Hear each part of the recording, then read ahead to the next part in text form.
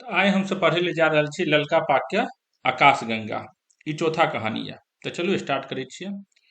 सब लोग आबि गेल, मुदा अपनिये नहीं छथि चौधरी जी। चौधरी जी माने बड़का गामक जमींदार विवेकानंद चौधरी। नहीं, मिथ्या कहलहुँ, आप जमींदार नहीं, साधारण नागरिक। नागरिको नहीं, साधारण ग्रामीण। मुदा विवेकानंद चौधरी ग्रामीणत्व किंवा जमींदारिये में कोनो आन भेद नहि, कोनो आन परिवर्तन नहि, मात्र शब्दक भेद, मात्र शब्दक परिवर्तन। जमींदार नहीं छथि, मुदा पहिनियों से बेसी छनि। दलानक आगाँ में भीमकाय बखारीक पतियाइन नहि छनि। पटना कलकत्ताक बैंक सब में टका प्रचुर छनि। 3टा हाथी मरि गेलनि, 5टा बेचियो देलनि। मुदा सहरसा में एकटा जीप गाड़ी और एकटा ट्रक छनि। पटना में गोर चारिएक टैक्सी, एकटा नीक मोटर सेहो छनि। शब्दे बदलल अछि, नामे परिवर्तन भेल अछि, मूल वस्तु उएह अछि, ओहिना अछि। लोकके राजभक्त लोकके बड़ दया होइत छैक। 10-20 बरख आगाँके जमींदार सभक दयनीय दशा देखिके। फल्लाँ कुमार साहेब अपनहि हाथे ट्रैक्टर चलबैत छथि।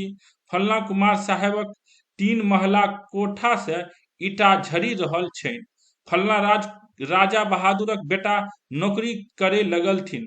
फल्लाँ राज बहादुरक बेटी, नहीं नहीं, बेटी नहीं, पत्नी नहीं, परिवारो नहीं, कियो कतहु नहीं। एकटा भयावह बिहाड़ि आ ताहि में भसियाइत एकटा सुखायल फूल। अपन शयन कक्ष में किताबक बड़का अलमारी लग ठाढ़ भेल विवेकानंद बाबू चिंता कय रहल छलाह। दलान पर गामक 4-8टा प्रतिष्ठित लोक प्रतीक्षा कय रहल छलथिन। आ ओतऽ तखन महफिल गरम होएत पहिने बिलेतिया खबासक पीसल, हफीमक पानी में भिजाओल, गुलाबक पात में सुखाओल भांगक गिलास, तखन पान और 60 रुपैया पौआ वाला जर्दा। आ तकर बाद गप पर गप, निछछ गप। शतरंज ताशक 3 पतिया, कोनो नवसिक्खा गबैयाक अनचिन्हार कंठ से बहराइत ठुमरी, किबा ददरा, किबा असली नटुआ राग। पिया के लय गेलै कलकतबा, रेलगड़िया बैरन भेलै न। पिया के लय गेलियै कलकतबा, रेलगड़िया बैरिन भेलै न। साँझ पड़ि गेल अछि, भऽ गेल अछि पूरा अन्हार। टेबुल पर राखल लैंप अछि देशक कारीगरीक विलक्षण नमूना। असली चानिक बनल। डेढ़ बीतक एकटा अर्धनग्न युवती के घेरने असली चानिक एकटा अजगर सांप, आ सांपक मुंह से बहरायल लैंपक बत्ती। माने लैंप नहीं, एकटा अर्धनग्न युवती के घेरने एकटा भयावह सांप। सांप के थिक, ई युवती के थिक, आ झकझक करैत ई इजोत कथिक थिक? विवेकानंद चौधरीक मन में प्रश्न प्रति प्रश्नक बरखा झहरय लगलनि ज्वाला। ई युवती के थिक? अन्नपूर्णा थिक कि मदाल सा थिक? अन्नपूर्णा कतेक बरखक बाद ओहि दिन सहरसा में देखने छलथिन। ओहि दिन भागलपुर से मोकदमा जीति के घुरल छलाह। मोन बड़ हल्लुक छलनि, बड़ प्रसन्न। सहरसा स्टेशन पर उतरलाह तऽ बिलेतिया खबास के कहलथिन, तो जीप गाड़ी लऽ के पोस्ट ऑफिस लग ठाढ़ रह, हम अबैत छी। मालिक के एक असगरे रेलवे लाइन धऽ के जाइत देखि खबास के आश्चर्य भेलैक। कतऽ जाइत छथि? कियाक जाइत छथि? विवेकानंद बाबू लाइनक काते काते चल जाइत रहला। माल गोदाम पार भऽ गेल, गुमटी पार भऽ गेल, कुसियारक राटन सेहो पार भऽ मेल। तखन विवेकानंद बाबू रेलवे लाइन से नीचा उतरला। बड़काटा गाछीक ओहि पार सहरसाक एकटा छोट सन टोल नव गाम। थाल कादो से भरल रास्ता और अन्हार, मुदा कोनो भय नहीं।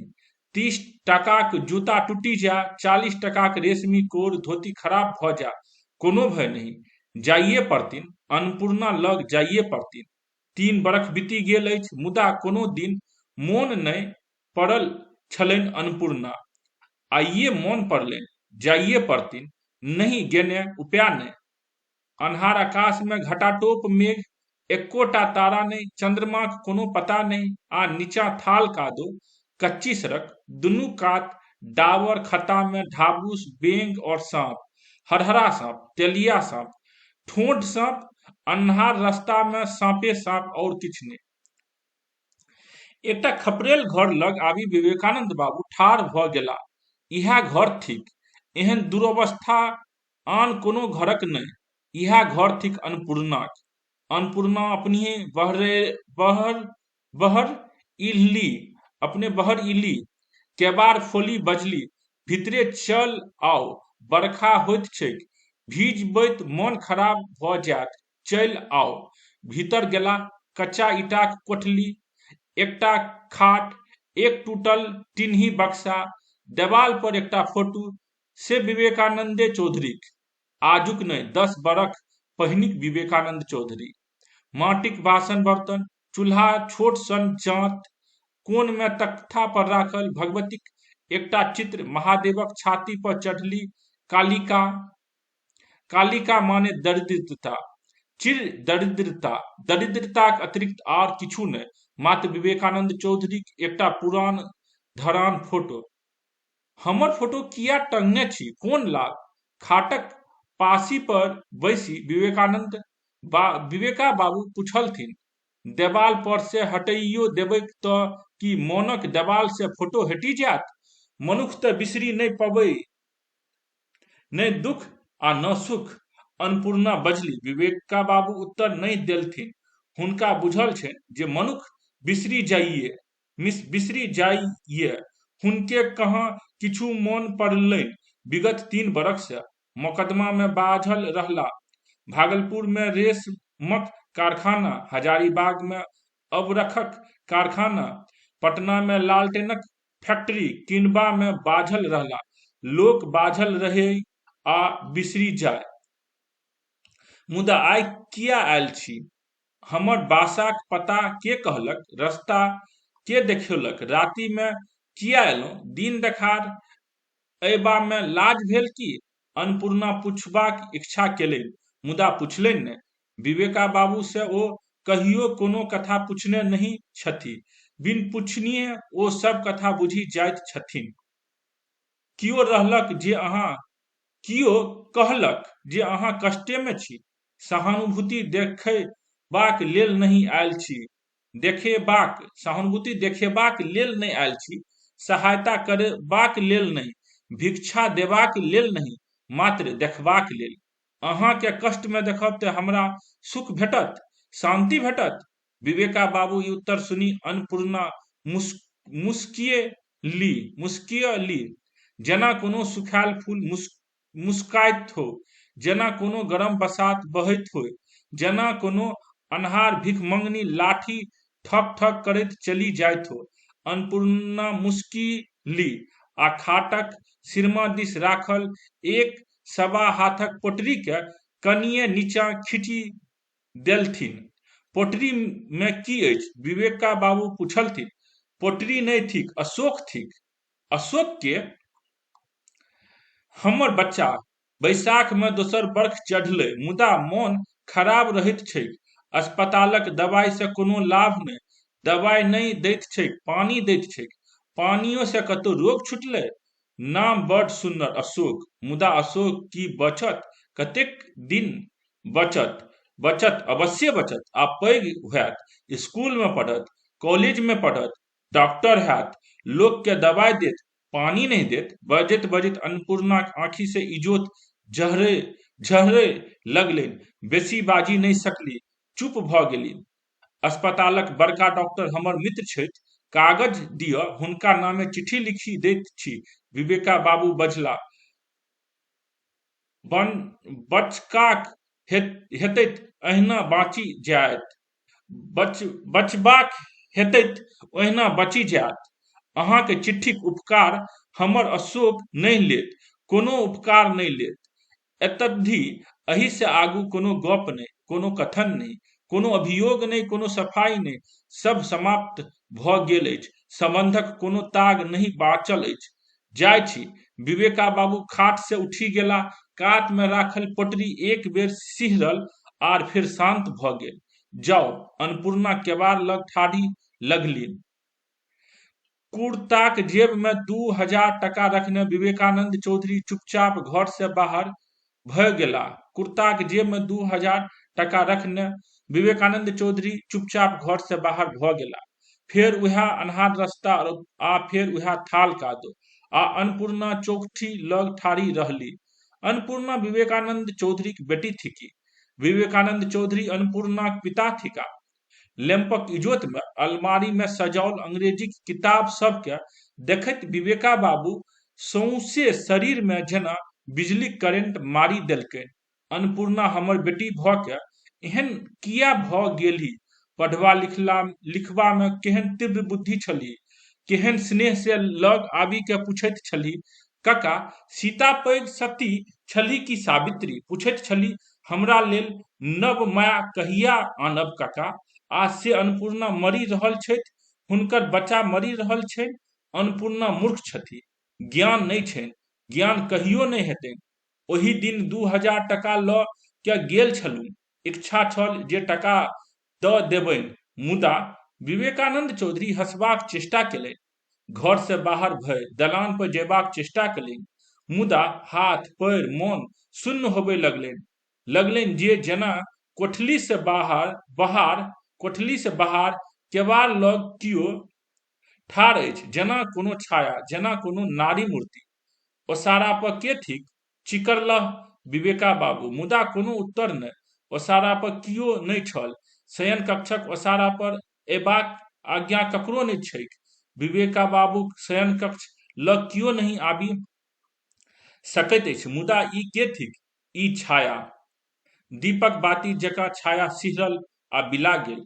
छाया सिहरल आ बिला गेल। आइ 10 बरख से ई छाया विवेकानंद बाबू के तंग क रहल छनि।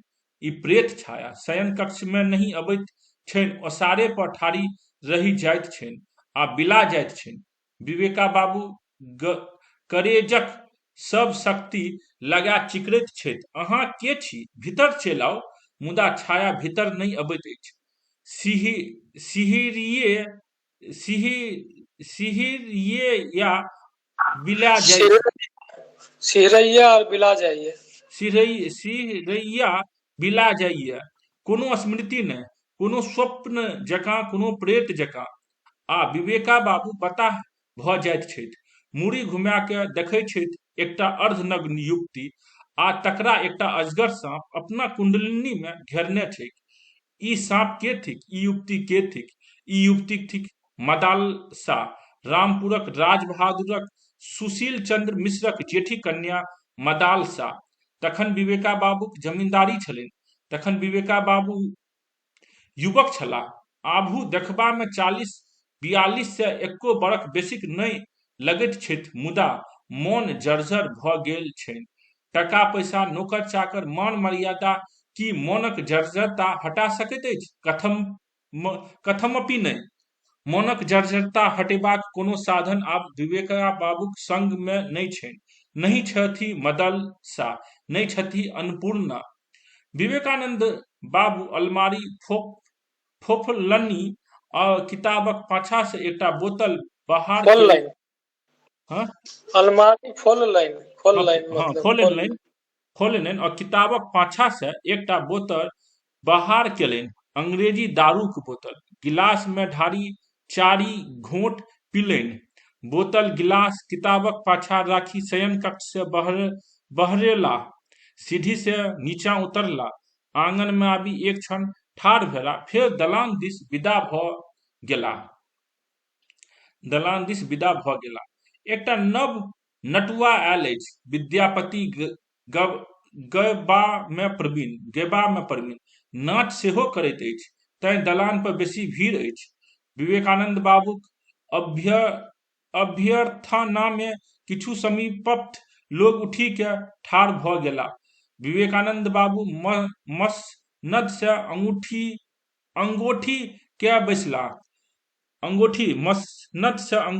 के बैसला। मसनद मतलब तकिया के पकड़ के बैसल रहे। हाँ, तकिया पर अंगैठ के बैस रहल। अंगैठ के बैसला, मन मसनद सँ अंगैठ के बैसला। मुँह हम्म। मुँह लगुआ भतीजा विशेश्वर बाजल, बड़का कका सीबी पट्टी से एकटा नटुआ आयल अछि, बढ़िया नचैत अछि, कंठ सेहो नीक छैक।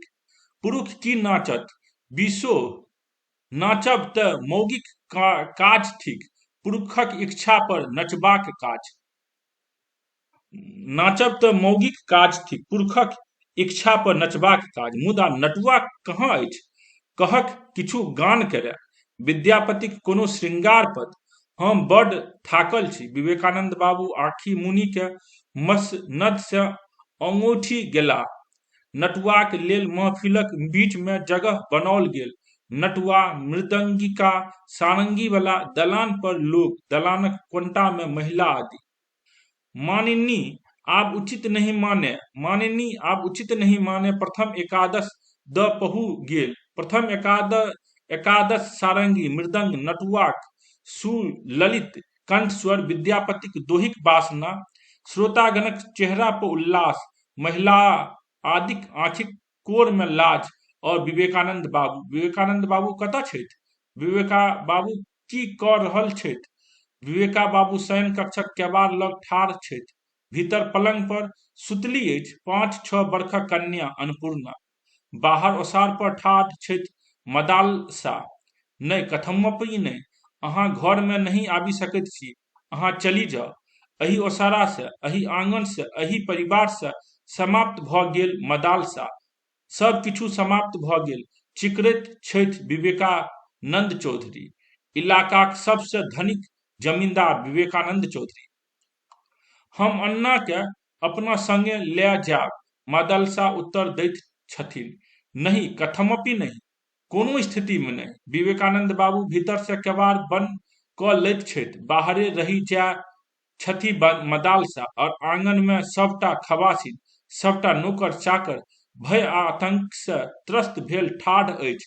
मदालसा के लाज होइत छनि, माथ झुका के जाड़ में थर थर कपैत मात्र एकटा साड़ी और मात्र एकटा आंगी पहिरने मदालसा सीढ़ी से नीचाँ उतरैत छथि और आंगन से बाहर भऽ जाय छथि।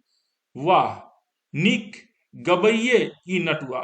बीसो मोन प्रसन्न भऽ गेल। कतेक दिन से विद्यापतिक गान नहीं सुनने छलहुँ। विवेका बाबू जेब से 10-10 टकाक 5-6टा नोट बाहर केलनि आ मोड़ी के नटुआ दिस फेंकि देलथिन। सीबी पट्टीक नटुआ कृत्य कृत्य कृत्य भऽ गेल। कृत्य कृत्य के की मतलब भेलै? कृत्य भऽ गेल मतलब नटुआ के ई कृत्य जे छै से धन्य भऽ गेलै, कियाकि ओकरा पैसा भेट गेलै ने आब, हम्म, तऽ ओकर कृत्य भऽ गेलै, मतलब ओकर काज फेमस भऽ गेलै। हाँ, पढ़ू कनि आगू अहाँ। जी ठीक छै। नाच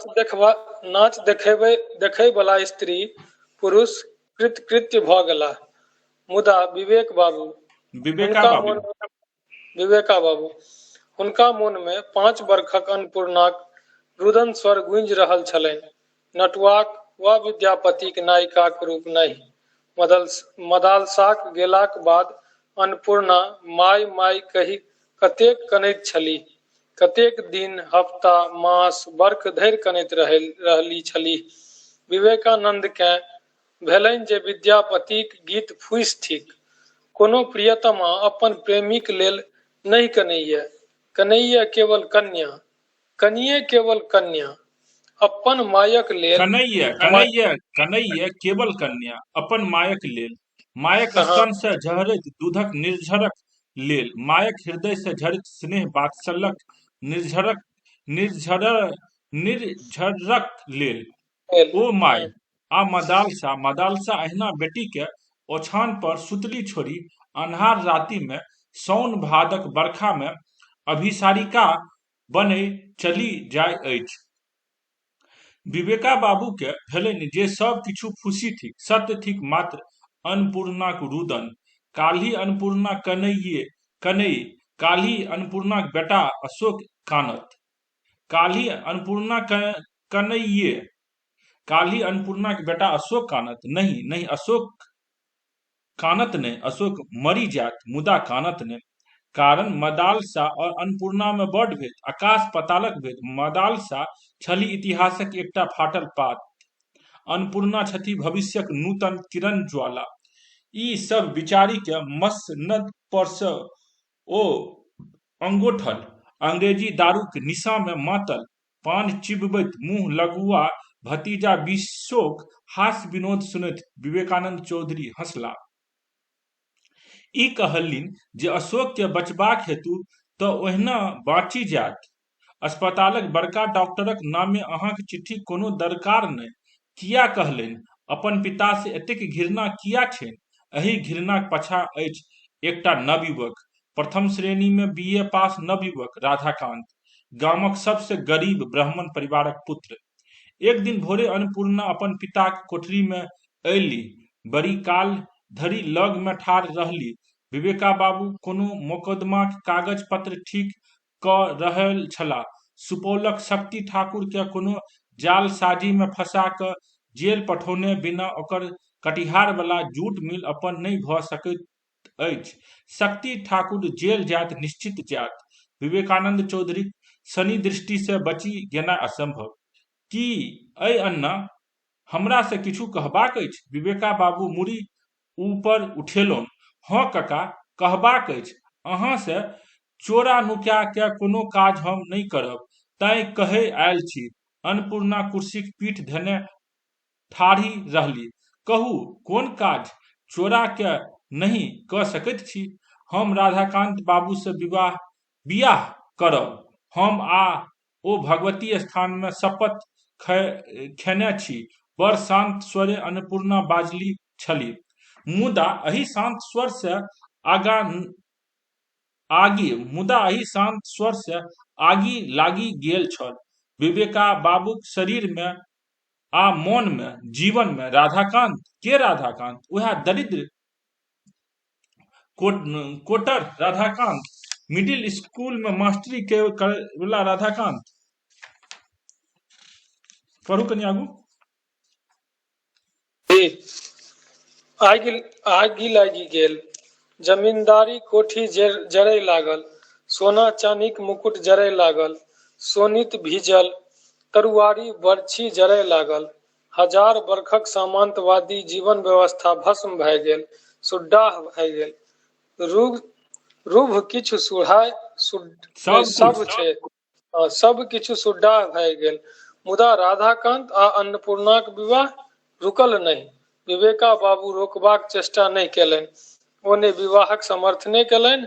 जहिया सिंदूर दान छलैक, अपन कलकत्ता में जूट मिलक मशीन कीनि रहल छलाह। मिडिल स्कूल में 50 टका पावे वाला मास्टर राधाकांत बाबू कतेक दिन बचतैथ? किया बचतैथ? राधाकांत चल गेलाह। रहि गेली अन्नपूर्णा, रहि गेल अशोक। अन्नपूर्णा नवग्राम में ग्राम सेविका छली, मुदा नौकरी बेसी दिन टिकलनि नहीं। स्वामीक मृत्यु, मुदा शिशु नौकरी बेसी दिन धरि लग में किछ ले धरि नहीं छै, मुदा नौकरी बेसी दिन टिकलनि नहीं। स्वामीक मृत्यु, शिशुक रोग, आर्थिक दुर्दशाक कारणे स्वस्थ रहि सकल छलनि। स्वामीक मृत्यु, शिशुक रोग, आर्थिक दुर्दशा के कारणे नहीं स्वस्थ रहि सकल छलनि। न रूप, न आकर्षण, न यौवन। मुदा 17-18 वयस में अन्नपूर्णा भीतक ढहल घर भए गेल छली। तें नौकरी नहीं, तो हाथ पर टका पैसा नहीं, तो बेटाक लेल दवाई दारू नहीं। नव ग्रामक अड़ोस पड़ोसक मौगी कहबो केलकनि जे अन्नपूर्णा दाई, माथ में तेल कुर दिया, नुआ आंगी में साबुन लगाओ, केस बान्हू, अर्थात कनिये नीक जकाँ रहू, अर्थात कनिये लोक सबसँ भेंट घाट करू। तो अन्नपूर्णा उत्तर में कहलथिन, दरिद्रा रहे कोनो हानि नहीं, अशोकक दवाई दारू नहीं होय कोनो हानि नहीं। मुदा अशोक एक दिन पैघ होयत, तखन जँ ओकरा संगी सब कहतैक जे तो बच्चा छला, तोहर माय तोरा सुतली छोड़ि लोक सबसँ भेंट घाट करय जाइत छलथुन, तो ओकरा कतेक दुख हेतै। अशोक भूखले रहे, पढ़ी लिखी नहीं सके, मरी जाए, मुदा ओकरा ई दुख हम कहियो नहीं देबै, कहियो नहीं होबै देबै। अन्नपूर्णा आ मदालसा में बड़ फर्क, बड़ भेद। बेटी आ माय में कोनो मिलान नहीं।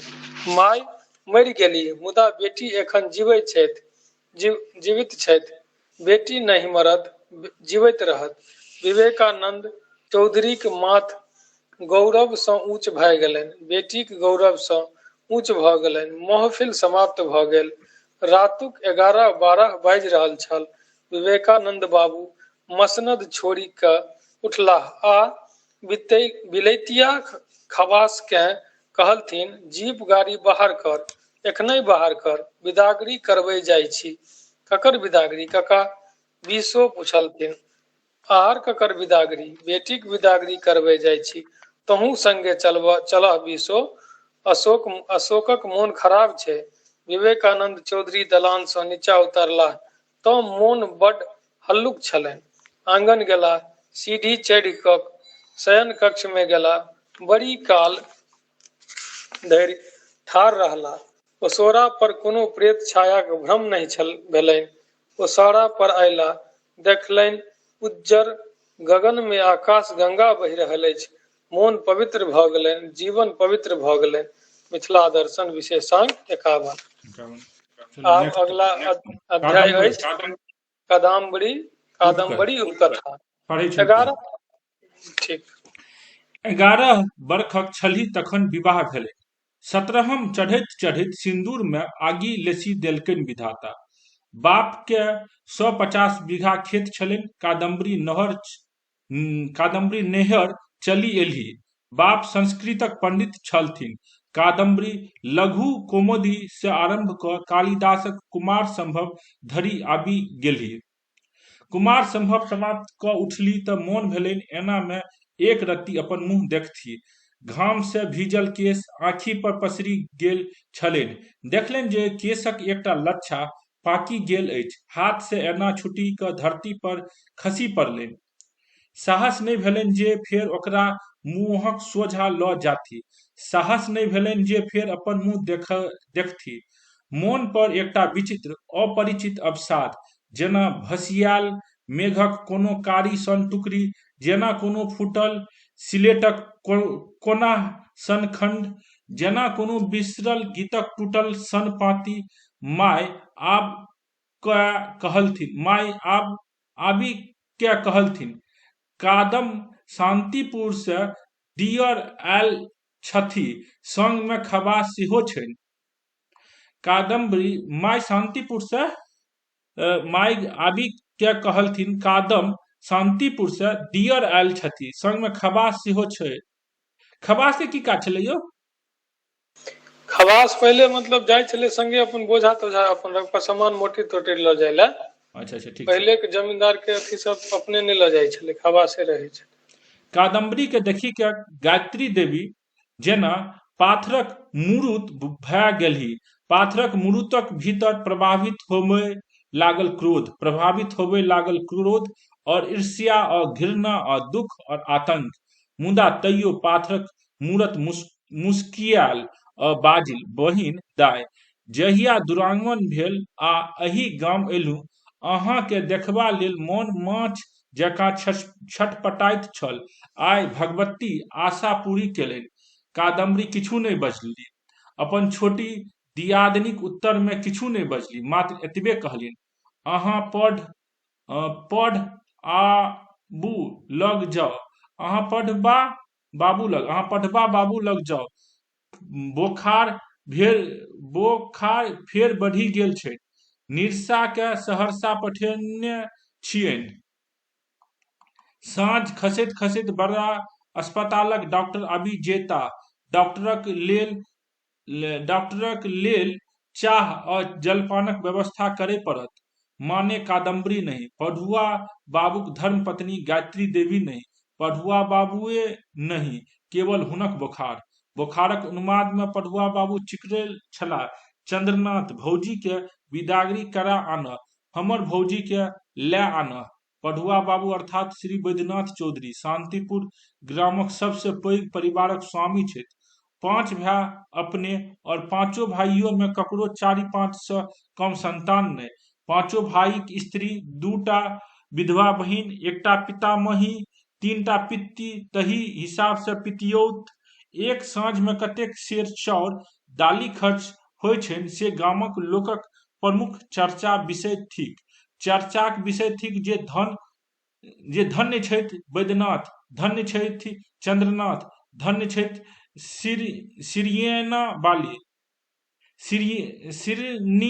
सिरनिया वाली कन्या श्रीमती गायत्री देवी, शशि मुखी बहुरिया सब धन्य छथि। सौंसे परिवारक भोजन पानी, जलखै, वस्त्र, दबाइ, जौन हरबाहक बौनी, बच्चा सबक पोथी और सिलेट पेंसिल, सत्यनारायणक पूजा, संक्रांति, एकादशी, सोमवारी, पाहुनक आगत स्वागत सब वस्तुक व्यवस्था असगरे क्या लै छथि। मुदा कादम्बरी के देखिए परिवार में उपस्थित पाबी क गायत्रीटा नहि, आनो कनिया आ बूढ़ लोकनि स्तंभित भ गेलाह। बड़की कनियाक आँखि केहन छनि जेना दू मुँहबोला दियाक लह करैत दुनू टेमी। बड़की कनियाक धुआ केहन छनि हनुमानक सिन्दूर सँ सरस्वतीक प्रतिमा के रंगी देल गेल होय।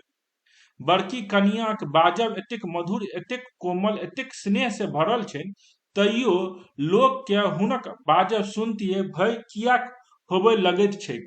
बड़की कनिया कादम्बरीक आगमन से जेना चौधरी परिवारक कोलाहलपूर्ण वातावरण में रातुक गाछीक निस्तब्धता पसरि गेल। नहीं आयल छलीह तऽ सभक मोन में छलनि कादम्बरीक प्रति अनिर्वचनीय सहानुभूति। बेचारीक कोरा में एकटा बेटी नहीं जकर मुँह देखि संतोष करथि। बेचारी चूड़ी फोड़ि क गेली तऽ फेर सासुरक मुँह नहीं देखलिन, एहन अभाग। मुदा आबि गेली तऽ सभक मोन में छनि अज्ञात भय। एहि भयक की प्रतिकार? गायत्रीक कल्पना छलनि जे बहिन दाय हेथि सामान्य विधवा स्त्री सन, फाटल नुआ, सुखायल हाथ पैर, देह पर सदिखन कोनो न कोनो रोगा व्याधि, आँखि में कोनो न कोनो कारणे सदिखन नोरक ठही, डेग डेग पर भगवतीक नामे गुहारी, ठाम ठाम पर लोग के नामे उपराग। मुदा एहन नहीं छथि कादम्बरी बहिन दाय। जेना सुन बाध में एकसरे ठाढ़ पाकड़िक पसरल छतरल विशाल वृक्ष होथि। स्वच्छ आ उज्जर वस्त्र में सोन सन चकचक करैत गोर चाकर देह, आँखि में ध ध झरैत आगिक प्रचंड धधरा, 32-34 वर्षक बिकल रौद में पाकल सोनक धान, सोनक क फुनल धर नहि, सौनक उफनल धर नहि, बाढ़ी में जलामय भेल बाध, बौन गाम खेत खरिहान। गायत्री देवी आ कादम्बरी में बैसक नहीं, सब बातक अंतर। कादम्बरी में बैसक नहीं मतलब वयस्कक नहीं, खाली एजे टा के नहीं अंतर छलनि। वयस्क मन एज, आयु तक के नहीं अंतर छलनि, और चीज में भी अंतर छलनि। गायत्री क्रोध से परिवारक जेठ छोट सब भयभीत रहैत छथि। गायत्री के बिना पूछैत बिलाइयो भनसा घर में नहीं पैसे। गायत्री छथि तऽ पितामही प्रति वर्ष सिमरिया घाट जेबाक सियोग पबैत छथि। गायत्री नहीं रहती तऽ चंद्रनायक स्त्री और इंद्रनाथक स्त्री आ शंभुनाथक स्त्री चारियो दिन में भिन्न भिन्ना ओजकै अपन नहीं, भिन्न भिन्नो जेक मतलब अलग अलग रह लगती, कटवा कटोज के अलग अलग भ जेती, वह छै जे सबके साथ रखने छै। चारि दिन में भिन्न औजक क्या अपन अपन ओसारा और घर आ चूल्हा और दलान और इनार बांटी लेती। गायत्री देवी चौधरी परिवारक लक्ष्मी आ दुर्गा दुनू छथि।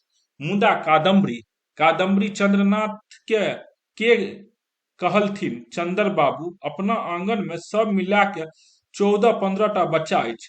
स्कूल अछि गाम से बाहर, रस्ते में 2-3 टा पोखरि छैक, कियाक नहीं दलाने पर एकटा गुरुजी राखि लेल जाइत। मुदा कादम्बरी इंद्रनाथक स्त्री के कहलथिन, कनिया अहाँके तऽ सिबय फाड़य अबैया।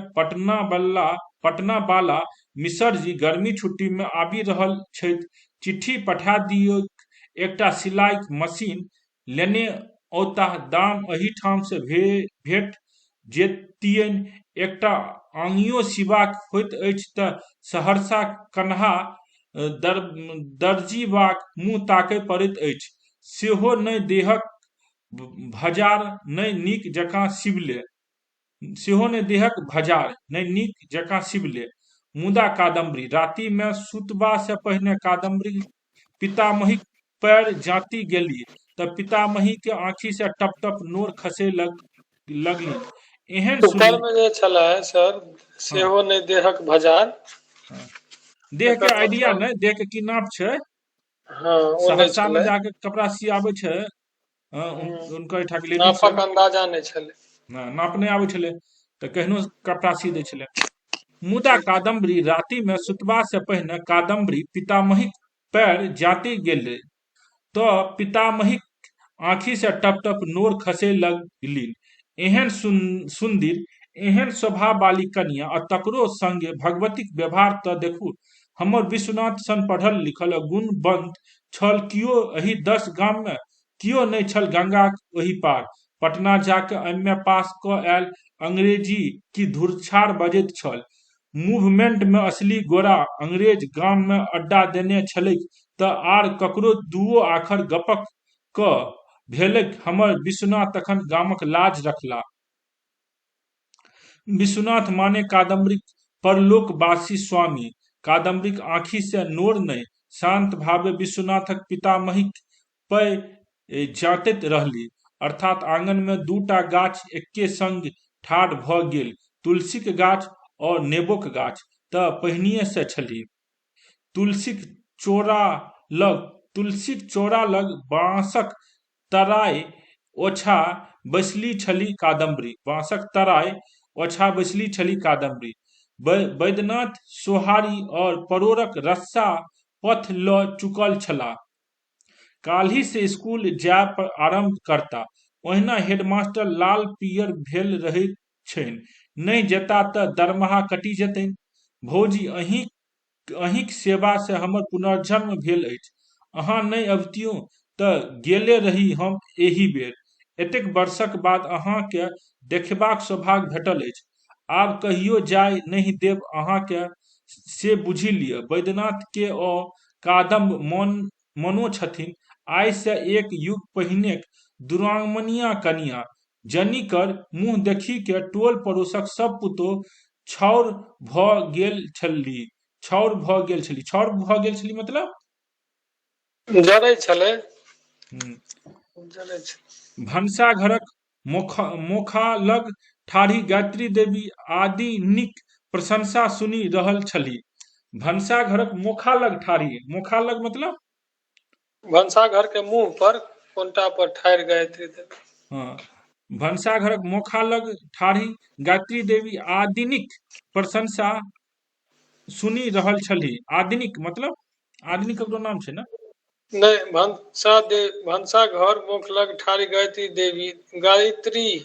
दिव आदिनिक हाँ, प्रशंसा।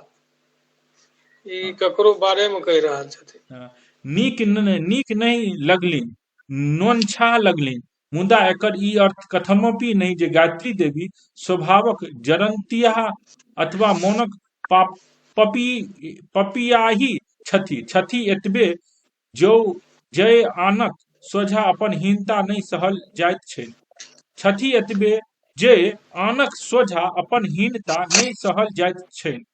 एक बेर कहि दियौन सुभद्रक भौजी एहि बेर 2 पथिया ओमोट पारने छथि, और दोसरे दिन देखि लिअ बुढ़बा गाछीक सबटा बिज्जू आम आंगन में पसरल अछि आ गायत्री उखड़ि में आम थकुचने जा रहल छथि। तीन पथिया अमोटक बोर नहीं हेथिन जा धरी ता धरी नुआ नहीं बदलती गायत्री आदि आदि। अर्थात गायत्री देवी बहुत नीक लेडी छै। असल हाँ गप बहुत मेहनतिया छलखिन। हाँ, असल गप आरंभ भेल जखन दरवाजा पर गुरुजीक व्यवस्था भेला पर कादम्बरी भोर और साँझ सब बच्चा के आंगन में जमा क जय जय भैरवी असुर भयानी पशुपति भामनी माया के महाप्रार्थना से एक महिषक दाम 3 टका से सवा चारि महिषक दाम कतेक? एक महिषक दाम 3 टका तऽ सवा चारि महिषक दाम कतेक? सँ प्राचीन काल मिथिला में एकटा राजा छला कीति ध्वज जनक से एंग्री एंग्री माने क्रोधी बच्चा सबके सिखा रहल छै। हम्म। एंग्री माने क्रोधी माने जेहन क्रोधी मास्टरनी काकी छथि। इंद्रनाथक जेठ बालक कमल बाजी उठल। वैद्यनाथ मास्टर छथि तऽ गायत्री देवी मास्टरनी काकी आ बिनु पूछने बारी से खीरा तोड़ी लेबाक कारणे काल्हि कमल के गायत्री थपौरने छली तऽ गायत्री देवी एंग्री माने क्रोधी। हम कथी ले रहबो तोहर मास्टरनी मास्टरनी तऽ छथुन बहिन दाय। एग्री फोगरी सब उएह रहथिन। एंग्री फैंग्री सब उएह रहथिन। हम कथी ले रहबो। गायत्री देवी ओसारे पर से फोफिया लगली। कमल 5 वर्षक अबोध बालक भय से त्रस्त भ कादम्बक आंचर से सनिया लागल। अब आवाज बंद करू यौ। अहाँके मास्टरनी नहीं कहने अछि कमल, हमरे कहने अछि। मास्टरनी तऽ ओकर हमी छियैक। कादम्बरी बालकक पक्ष लेबय लगली। गायत्री पजरी उठली। मुँह से धधरा बहराय लगलै। धधरा आ धुआं। अपना तऽ मुँह में ऊक देबाक लेल एकटा अल्लुओ पेट से नहीं उखड़लै। आंगनक बच्चा सभक चाली खराब के नहीं जाय छथि। गायत्री नहुए जोर से बजैत एही घर से ओही घर चली गेली।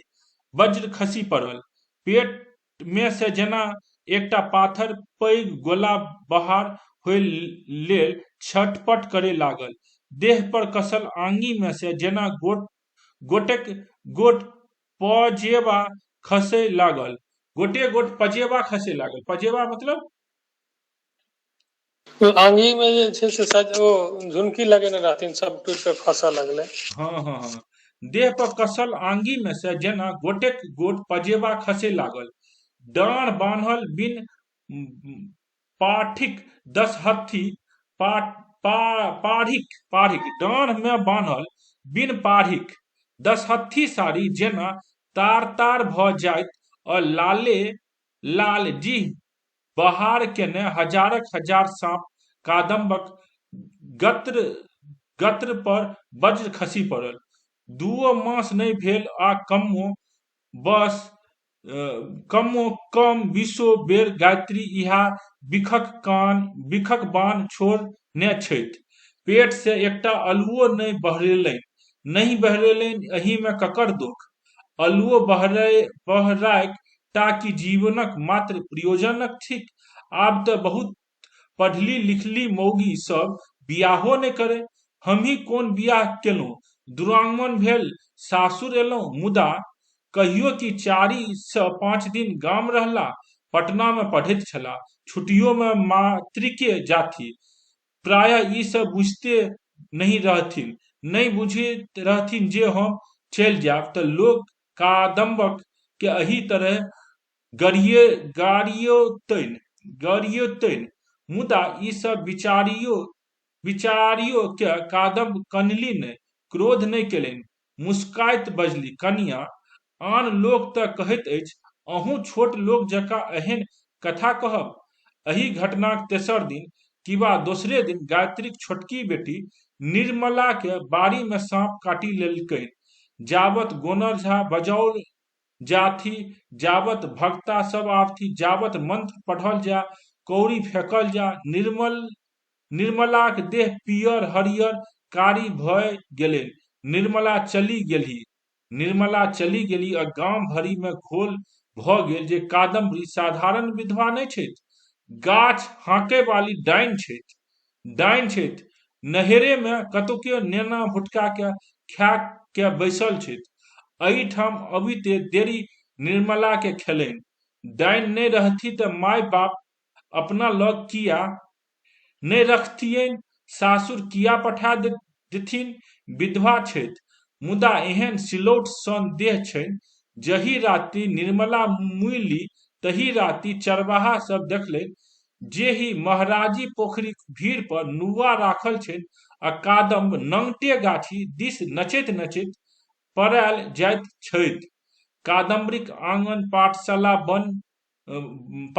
बन भ गेलनि, आन आंगन में जायब बन भ गेलनि, सुख और शांतिक सब रास्ता बन भ गेलनि। भरी दिनिया भरी राति घर आंगनक काज करती आ कोनो अन्हार घरक कोनो अन्हार कोन में पड़ली रहती। मुँह पर कियो किछु नहीं कहथिन, गायत्रियो नहीं। डाइन से के झगड़ा मोल लेत, वैद्यनाथ सब बुझथि, परिवारक सब पुरुष बुझथि, मुदा मिथिलाक आंगन में तऽ मौगिये जातिक अखंड साम्राज्य होइत अछि। के बिलाइ से मुँह नोचाबय ले तैयार होय। वैद्यनाथ स्कूलक पुस्तकालय से शरत चंद्र चटर्जीक उपन्यास आनि दैत छलनि। इएह छल कादम्बरीक एकमात्र संगी, एकमात्र परितोषक, एकमात्र संतोष।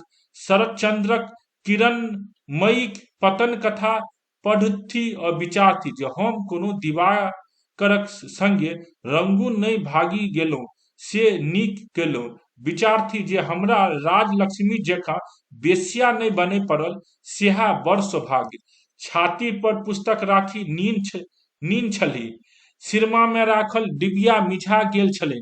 जाड़क मास छल, मुदा बिना सिरक ओढ़ने भनसाघर में पड़ल छली। परिवारक आन सब स्त्री अपन बाल बच्चाक संगे अपन अपन कोठली में, आ आंगन किबा दलान पर एकोटा पुरुष नहि। सहरसा में कानपुर से नौटंकी कंपनी आयल छै, आइ छै अंतिम राति। सौंसे गाम उनटि के ओतहि गेल अछि। गाड़ी पर ओहरा लगा के कतेक कनियो बहुरिया सब गेल छथि।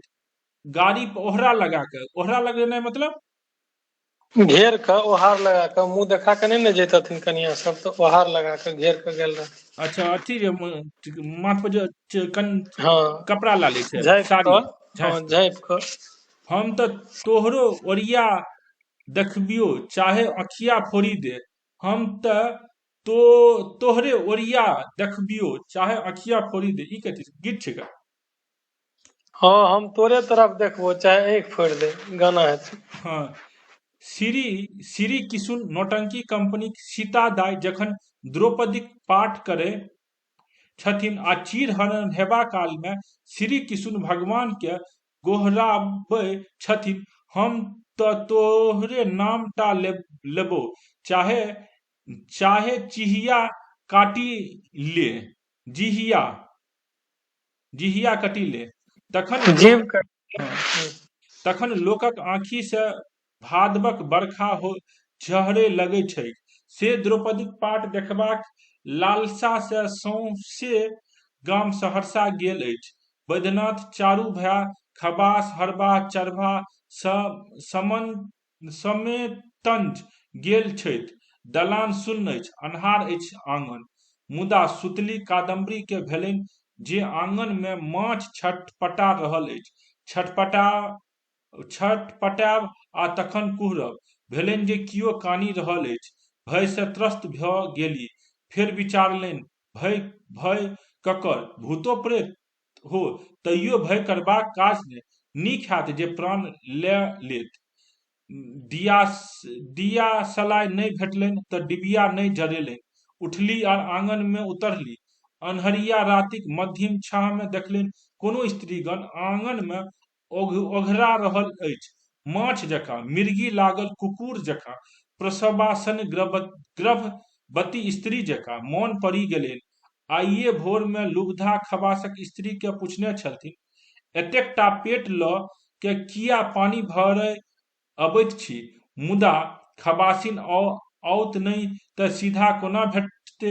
गिरह गिरहथिन, हमरा आंगन में कोई नहि छै। मोगिये पुरुष सब नौटंकी देखै गेली। गिरहथिन, हम आब नहि बचबै। गिरहथिन, एही करोट से ओही करोट होइत लुब्धाक स्त्री बाजली। चित्कार सुनि के गायत्री देवी सेहो अपन कोठली से बहरेली। निनियाल आँखि से देखलिन एकटा मौगी आंगन में छटपटा रहल अछि। दोसर लग में ठाढ़ी की कयल जाय से विचारि रहल अछि। एहिठाम पेट खोलबाक लेल छै, अपना आंगन में कोनो कोनटा नहि भेटलै। एहिठाम पेट खोलबाक लेल छै, अपना आंगन में कोनो कोनटा नहि भेटलै। एहिठाम की तोरा लेल लोक सौरी घर बना के रखने छौ?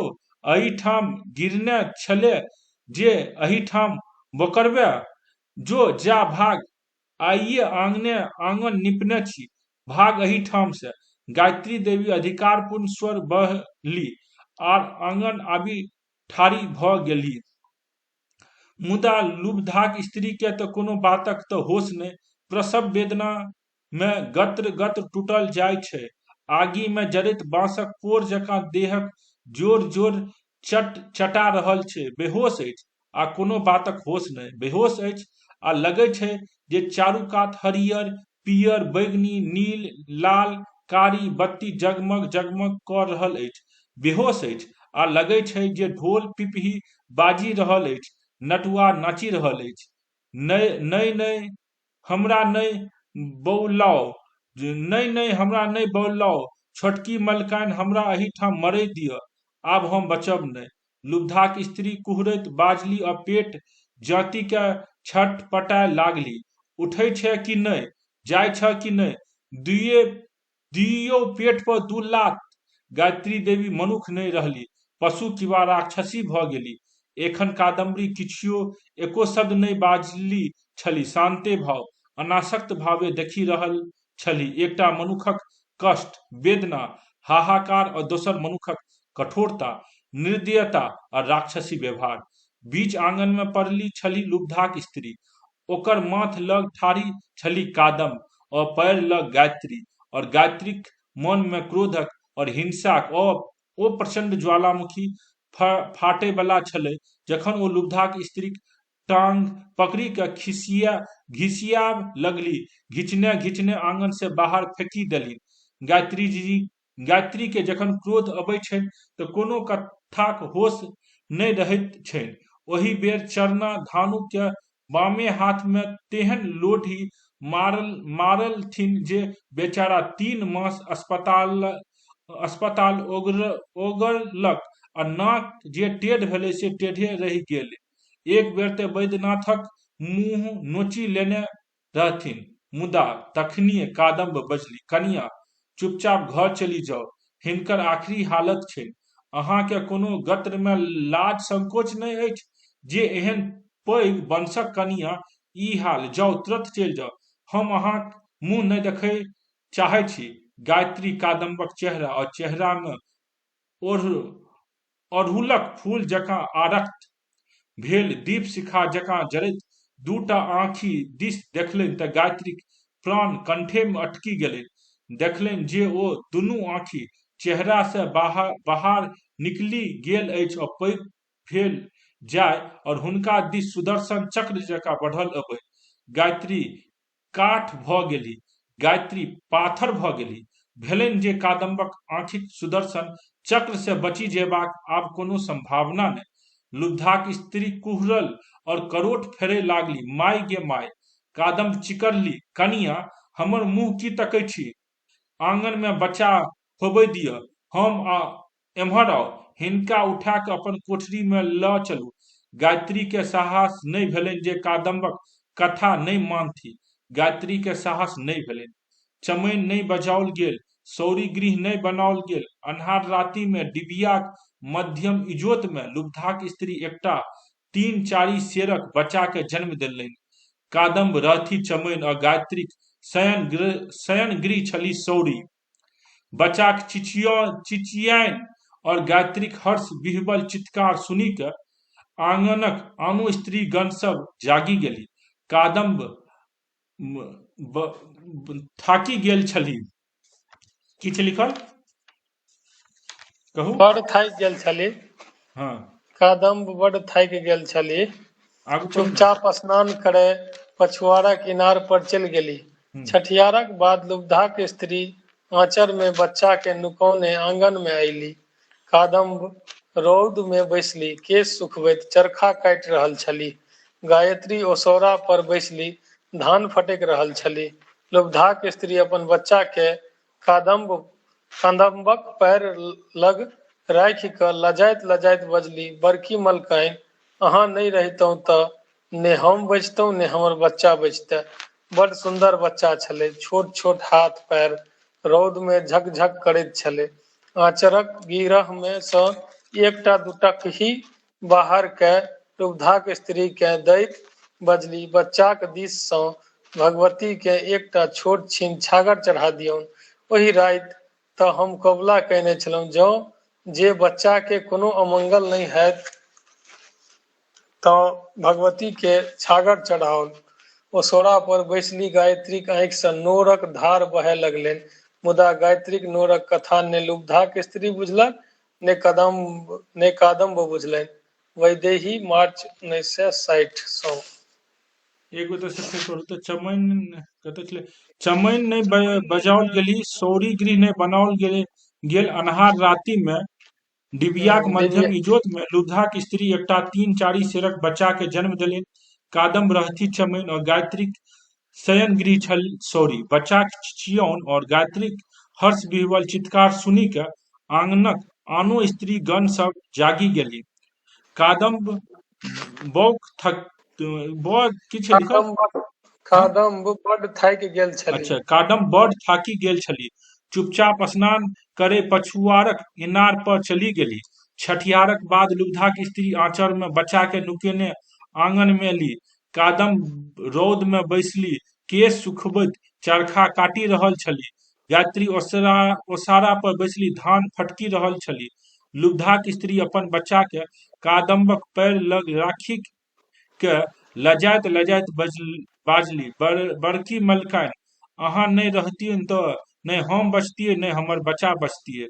बड़ सुंदर बच्चा छलै, छोट छोट हाथ पैर रौद में झकझक करैत छलै। आँचरक गिरहे में से एकटा दुटकही बाहर क दुटकही अच्छा, 2 रुपया के दुटकही बाहर क लुब्धाक स्त्री के दैत बजली, बच्चाक दिस से भगवती के एकटा छोट छीन छागर चढ़ा दियौन। ओहि राति हम कबुला केने छलहुँ जे बच्चा के कोनो अमंगल नहीं हैत, तेँ भगवती के छागर चढ़ाओ। ओसारा पर बैसली गायत्रीक आँखि से नोरक धार बहे लगलै, मुदा गायत्रीक नोरक कथा ने लुब्धाक स्त्री बुझलक ने कादम्ब बुझलनि। आप तेसर पढ़ै छी घड़ी पढ़ू। शुरू कयल जाओ।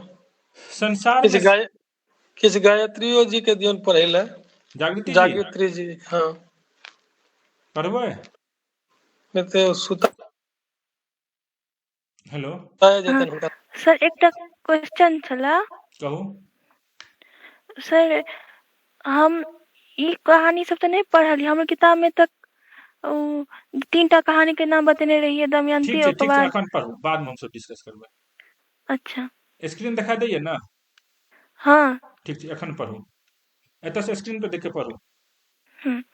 संसार में साधारणतः 2 प्रकारक लोक होइत अछि। एकटा लोक जे घड़ी देख कऽ राति आ राति दिन काज करैत अछि, आ दोसर प्रकारक लोक जे हाथ में देवाल में टेबुल पर टांगल राखल घड़ी काँटा अपना मोने अपन इच्छाक अनुसारे घुमा लैत अछि।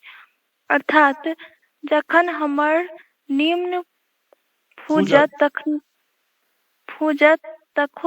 तखने भोर होयत, तखने 7:15 बजत। जखन हम सौंसे नगरक तिरपेच्छन क अपना बासा घूरब, थाकल ठेहियाल औंघी आ भांगक निशा में मत भेल, अन्हार रस्ता सड़कक अन्हार में डूबल भासल जाइत, तखने साँझ पड़त, तखने चंद्रमा उगत, तखने बाजत 7 अथवा 7:15। रजनीकांत एहने प्रकारक व्यक्ति छलाह। आन सब बात में मैथिल, मात्र एहिटा बात में मध्यवर्गीय मैथिल संस्कार सँ मुक्त।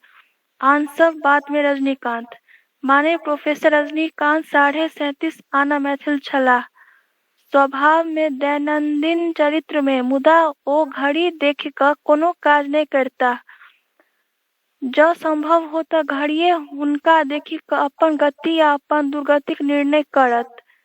अतएव राजेंद्र नगर मोहल्ला में सड़क नंबर 30 मकान नंबर 143 में 143 में 120 टाका किरायाक बासा में रहनिहार प्रोफेसर रजनीकांत झा, M.A. भूगोल विभागक अध्यापक, आन सब किछु रखैत छलाह, मुदा अपना बासा में एकटा घड़ी ने देवाल पर आ ने टेबुल पर नहि रखैत छलाह। घड़ी किएक रखताह? रजनीकांतक परिवार में स्त्री के नाम चंद्रमुखी आ 5 संतानक नाम जया, विजया, विद्या, राकेश आ चंद्रेश। जया 13 वर्षक बालिका। पढ़ू आगू। चंद्रेश 4 वर्षक बालक। रजनीकांत विधवा मौसी उर्मिला देवी एकटा प्राइमरी स्कूल में मास्टरनी, अर्ध वयस्सु मुदा देह दशा एखनो तेजस्वी। नौकरक नाम पंचाधानुक। चंद्रमुखी 17-18 परिवार में केकरो कोनो दुख आ अभाव नहि छै। 17-18 वर्षक एही बहसल देहाती छोरा के नौकरक नाम पंचाधानुक। चंद्रमुखी 17-18 वर्षक एही बहसल देहाती छौरा के निहर से अन्य हथी। रजनीकांतक परिवार में ककरो कोनो दुख आ अभाव नहि छैक। कारण एतबे जे रजनी पर्याप्त टाका पैसा अनैत छथि। टाका आ यश प्रतिष्ठा।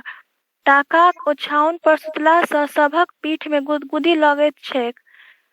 टाका 10 टकही नोटक थाक कोनो प्रतिष्ठित बैंकक चेकबुक पाबी जे कोनो आँखिक नोर गुलाबी मुस्की बनि जाइत अछि। चंद्रमुखी कनियाक आन कोनो संताप नहि। सदिखन गुदगुदी, सदिखन गत्र में राग आ अनुराग, केवल एकटा संताप। टाइम पर कोनो काज नहि करता।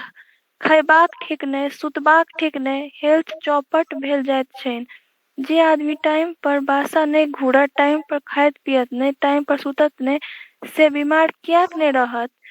चंद्रमुखी अपन पड़ोसिया श्रीमती राधा रानी के अपन दुखड़ा कहैत छथि। यह एकटा संताप, एकेटा यह दुखड़ा।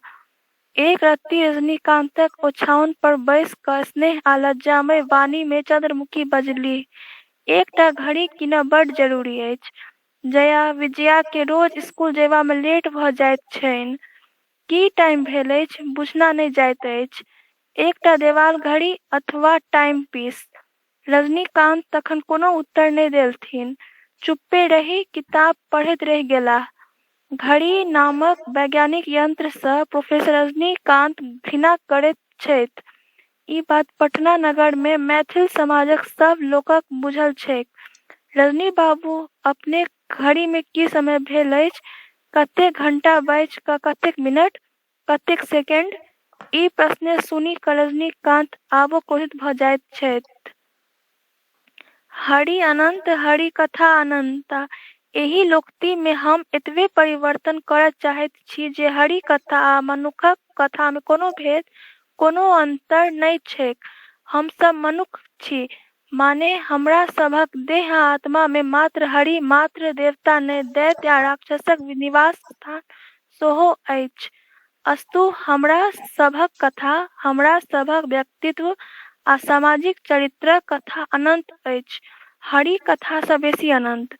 आ एही अनंतक कारणे प्रोफेसर रजनीकांत हाथ घड़ी अथवा जेब घड़ी नहियो राखि कऽ ठीक समय पर, ठीक 7 बजे साँझ खन प्रतिदिन 12 मास 365 दिन मुसल्लापुर मोहल्लाक एकटा नवका मकान में पहुँचि जाइत छै, ठीक 7 बजे साँझ में। पछिला 3 वर्ष रजनीकांत एही मकान में अबैत छथि। पहिल बेर हमरे संग आयल छलाह। आब ठीक 7 बजे साँझ में जहुरन भेंट करबाक लेल ओ एकसरे आबि जाइत छथि। जहुरन माने जहुरनी चूड़ीहारिन। बेनीपट्टी थाना में धुनिया, जोलहा या चूड़ीहार सभक एकटा मुसलमानी बस्ती सलीमपुर। मुदा सलीमपुर में आ सवर्ण मैथिलक कोनो गाम में जेना धकजरी, जेना चांदपुरा कोनो भेद नहि, ने संस्कारक आ ने व्यवहारक। सलीमपुर गामक मुसलमान धुनिया, चूड़ीहार, जोलाहा, शेख, सैयद सब मात्र नामेक लेल मुसलमान। नाम आ धर्मक लेल अमजद मियाँ 5 बेर नमाज अवश्य पढ़ैत अछि। मुदा अमजद मियाँ अपन ढोलक आगि पर सेध क लोरिक आ सलहेस सेहो गबैत अछि। लोरिक, सलहेस आ मानिक चंद बिरहा आ पराती गगवा में अमजद मियाँ सौंसे परगना में नामी लोक। बूढ़ वयस में आबि के 25 बीघा खेत आ 7 बीघा खड़होरक मालिक अमजद मियाँ एकटा बुढ़वा सँ काज कयलक। ई काज भेल अमजद जरेल मियाँ एकटा गामक बूढ़ का बुढ़ खरोरक मालिक। एकर की मतलब छै चंदन जी? खरोहरक के मतलब होइ छै जे मतलब खड़ के जे बड़का बाद होइ छै से खरहोर भेल। अच्छा, पढ़ू।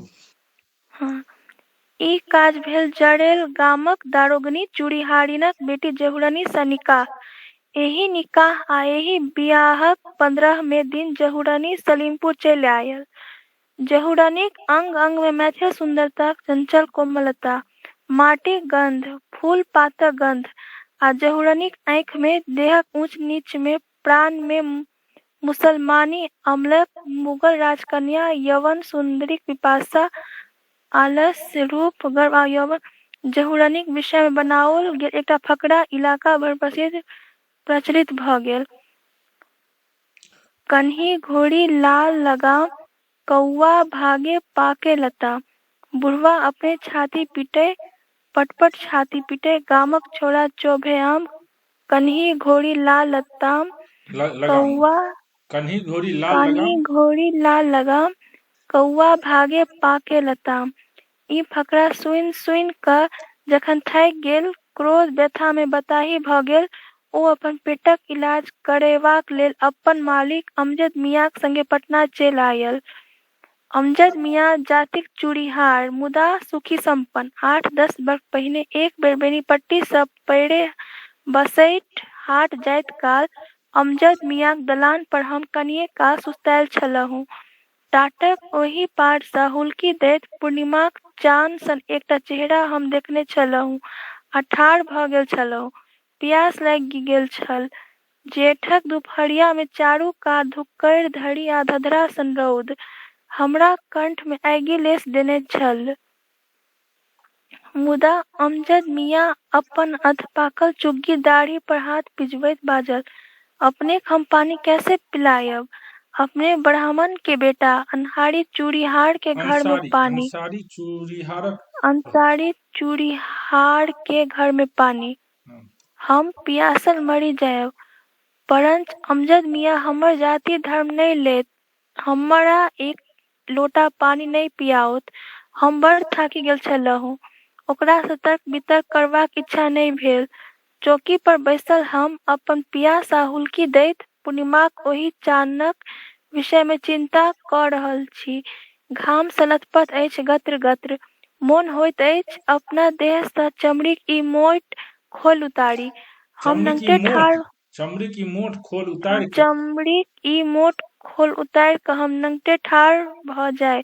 नंगे अपन हड्डीक फ्रेम में ठाढ़ भेल हम मुँह खोलि क राहु जकाँ ओहि चंद्रमा के गिरी आ नचैत रही। आइ भरि दुपहरिया साँझ धरि अमजद मियाँक एही खाली दलान पर नचैत रहि जाय। ताता थैया, ताता थैया, थैया ताता थैया। मुदा किछुए काल बाद कारी घघरा पहिरने 7-8 बरखक एकटा सुखायल संछौरी एकटा थारी में 4टा गुड़क लड्डू आ 1 लोटा पानि लेने आयल। देश विदेश घुरबाक कारणे हमरो जाति कुजाति कोनो ध्यान नहि रहैत अछि।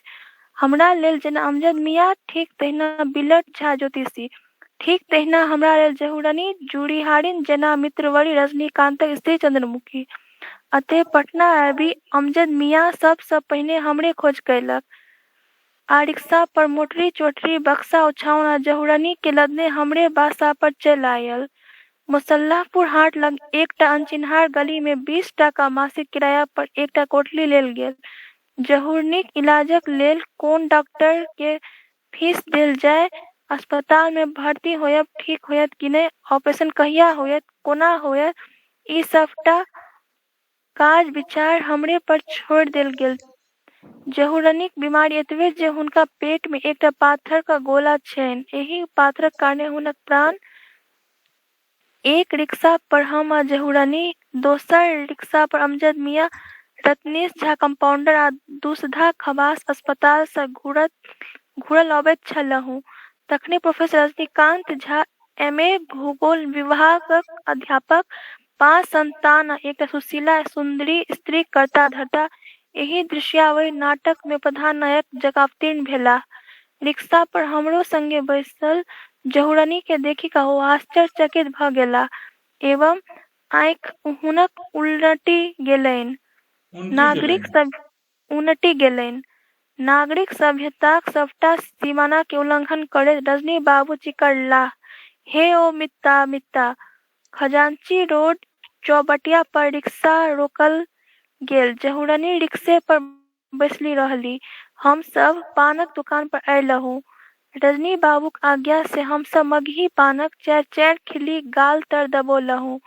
अमजद मियाँ बड़ उदास छथि। जहुरनी खून पेशाब या पैखानाक जांच में 32 टाका, डॉक्टरक फीस में दोसर 25 टाका, दवाई दारू आ इंजेक्शन किनबा में तेसर 32 टाका खर्च भेल छनि। आ बड़का डॉक्टर कहि रहल अछि जे 10-12 दिनक बाद ऑपरेशन कैल जायत। बड़का डॉक्टर कहि रहल अछि। बड़का डॉक्टर कहि रहल अछि जे 10-12 दिनक बाद ऑपरेशन कैल जायत, पेट सँ पाथरक गोला बाहर कैल जायत, तकरा बाद फेर 2 मास धरि दवाई आ सुई। अमजद मियाँ बड़ उदास छथि आ हुनक चुग्गी अर्ध पाकल दाढ़ी पर पानक पीक। मुदा रंगमंच पर अवतरित होइते प्रोफेसर रजनीश बाबू एहि रोग संकट रूपी विषम संकटक राशि अपना हाथ में संभाळि लेलनि। पान चिबबैत बीच बीच में एक नजरि जहुरनी के देखैत रजनी बाबू अमजद मियाँक पीठ पर हाथ राखि के बजलाह, एतेक स्पष्ट स्वर में बजलाह जे रिक्शा पर बैसली जहुरनी चूड़ीहारिनक हुनक गप सुनि सकय। आब हमरा सँ भेंट भ गेल। आब कोनो चिंता फिकिर नहि करू। अस्पतालक बड़का बड़का डॉक्टर हमर दोस्त छथि। हम सबटा इंतजाम करा देब। फीस तीस देबाक कोनो काज नहि। मेडिसिन इत्यादि सेहो हम मंगनी में दया देब। अपन स्नेहमय वाणी सँ अमजद मियाँ के आश्वस्त रजनी बाबू कई बेर पुनः रिक्शा आश्वस्त क रजनी बाबू कई बेर पुनः रिक्शा दिस तकलनि। 3 सेकेंड धरि तकते रहि गेलाह। जहुरनी हुनके दिस ताकि रहल छली, आँखि में दृष्टि में और किछु। जहुरनी हुनके दिस ताकि रहल छली, आँखि में दृष्टि में आर किछु ने, मात्र एकटा उत्सुकता। आब देखिए ई पैराग्राफ बहुत फेमस है, ई 2-4 बेर एग्जाम में पूछल गई है। लोक कहैत अछि पृथ्वी पर जतेक पाप होइत अछि सबक एकमात्र कारण थिक इहा उत्सुकता। पाप और अपराध दुनू वस्तु के जननी। हम सब कोनो वस्तुक प्रति ओकरा प्राप्त करबाक लेल ओहि वस्तुक संपूर्ण व्यक्तित्व के अपन बाही में, अपन पक्ष में, अपन अनामा अंगुरी में सोनाक अनंत जकाँ, मणिहार जकाँ, नीलमणि औंठी जकाँ पहिरी लेबाक लेल उत्सुक होइत छी और उताहुल होइत छी। आ तकरा बाद हमर सबक जीवन और जीवनक उद्देश्य और विधेय बदली जाइत अछि। ई पैराग्राफ बहुत एग्जाम में पूछे छल। एही उत्सुकता के आब 3 वर्ष से बेसी भऽ चुकल अछि आ एही 3 वर्ष में कतेक बाढ़ि गंगा नदी में आयल, कतेक लोक बताह भेल, कतेक बेर चंद्रमा अमावस्या के अन्हार में डूबल और पूर्णिमा के इजोत में चमकैत रहल। मुदा जहुरिन चूड़ीहारिन एक बेर जे पटना शहर में आयली, मुसल्लहपुर मोहल्ला में रहे लागली, तब फेर अपन सलीमपुर गाम घुरी के अपन मालिक अमजद मियाँ के संगे घुरी के नहीं गेल। जहुरनिक पेट से पाथर निकालल गेल। 3 सप्ताह अस्पताल में रही के वो अपन बासा पर घुरी आयल। एही बेर रिक्शा पर जहुरीन और रजनी एक संगे बैसला। एही बेर रिक्शा पर जहुरीन और रजनी एक संगे बैसला। दोसर रिक्शा पर बैसल रहनु हम और अमजद मियाँ। गली में रिक्शा रोकल गेल। अमजद मियाँ ओसारा पर जाकर ताला खोल लागल। जहुरीन के रिक्शा से सम्हारी के उतारित प्रोफेसर रजनीकांत झा बजला, आब चिंताक बात नहीं, अहाँके जीवन बदलि गेल, मुदा चौपट भऽ गेल हमर जीवन। एतबा कही रजनी बाबू हंसे लगला, स्नेहक मधुर हास, आ जहुरीन लजा गेली जेना कोनो नव कनिया लजाइत होय। जहुरीन चूड़ीहारिनीक रजनी बाबू कोनो समय कहैत छथिन जहूरन, कोनो काल कहैत छथि जहूर और अथवा जहर। कहबाक अर्थ जे जहुरनी से जहर बनी जेबा में एही चंचल स्वभाव और आलसी चरित्रक अनपढ़ गंवार युवती के बेसी देरी नहीं लगलैक। जहुरनीक अनुरोध से अमजद मियाँ अपन खेती बाड़ी छोट भाई मोहम्मद मियाँ पर छोड़ी के लगभग स्थायी रूप से रहबाक लेल मुसल्लहपुर हाट चल अयला। सब्जी बाग में एकटा दुकान भाड़ा पर लऽ के चूड़ी और सिंगार पटारक दुकान खोलल गेल। एही चूड़ी दुकानक नाम रजनी बाबू रखलनि पटना बैंगल स्टोर। बैंगल मानी चूड़ी और स्टोर माने दुकान। रजनी बाबू से एकांत में भेंट भेला पर जहुरीन दाई बजली, आप की कहते हैं? दुकान भेल, हम पटना आ गेले, एही ठाम रहेंगे आप? अहाँ की कहते हैं? अर्थात रोज साँझ में ठीक 7 बजे अथवा 7:15 बजे रजनी बाबू कोनो न कोनो लाथे अमजद मियाँ के बासा पर आबे लगला। अमजद मियाँ 9 बजे राति में दुकान बंद करैत अछि। एही 3 वर्ष में ओ पक्का पक्की सब्जी बागक पटना बैंगल स्टोरक मालिक भऽ गेल अछि। आब कहियो मोन नहीं पड़ैत छैक सलेहसक गीत, गामक खेत पथार, गाछी बिरछी। आब ओ दुपहर में अपन दुकानदार वर्गक दोस्त सभक संगे सब्जी बागक कोनो मुस्लिम होटल में बैसैत अछि आ चाह पीबैत रेडियो पर सिनेमाक रंग बिरंग गीत सुनैत चूड़ीक व्यापार, महगीक जमाना, कांग्रेसी राज आ पाकिस्तानक विषय में गप करैत अछि। अमजद मियाँ ई फकरा आब सुनबाक कोनो अवसर जहूरन अथवा अमजद मियाँ नहीं भेटैत छनि। अमजद मियाँ के हमरा पर, प्रोफेसर रजनीकांत पर, समाज आ संसार पर आ अपन अल्लाह पर विश्वास भरोस रहैत छैक। हम ककरो चोरी नहीं किए हैं, तब हमरो कोनो चीज कोई काहे चोरी करेगा? अमजद मियाँ आस्था रखैत अछि एही सिद्धांत पर। मुदा राजेंद्र नगर सड़क नंबर 30 मकान नंबर 143 में खिड़की पर ठाढ़ी भेली श्रीमती चंद्रमुखी झा के एही प्रकारक कोनो सिद्धांत पर आस्था नहीं छै। हम रजनीकांतक अभिन्न मित्र छी, तऽ ओ हमरा से पूछैत छथि, की ओ फूल बाबू? हाँ, हमरा कहब नहीं, कोन बात? इहा जे ओ डेली साँझ में कतऽ जाइत छथि? के रजनी? हाँ, कतऽ जाइत छथि ओ? हमरा बूझल नहीं कहब। सत्य कहैत छी भौजी, हमरा बूझल नहीं अछि। हमरा बूझल नहीं अछि। अपन मित्रक प्रेम कांडक रहस्य उद्घाटन कऽ ओकरा प्रति विश्वासघात करब हमरा उचित नहीं लगैत अछि। हमरा बूझल अछि जे जहुरीन माछ रहैत अछि, अंडाक पोच बनाबय सीखि लेने अछि। पढ़ू आगू।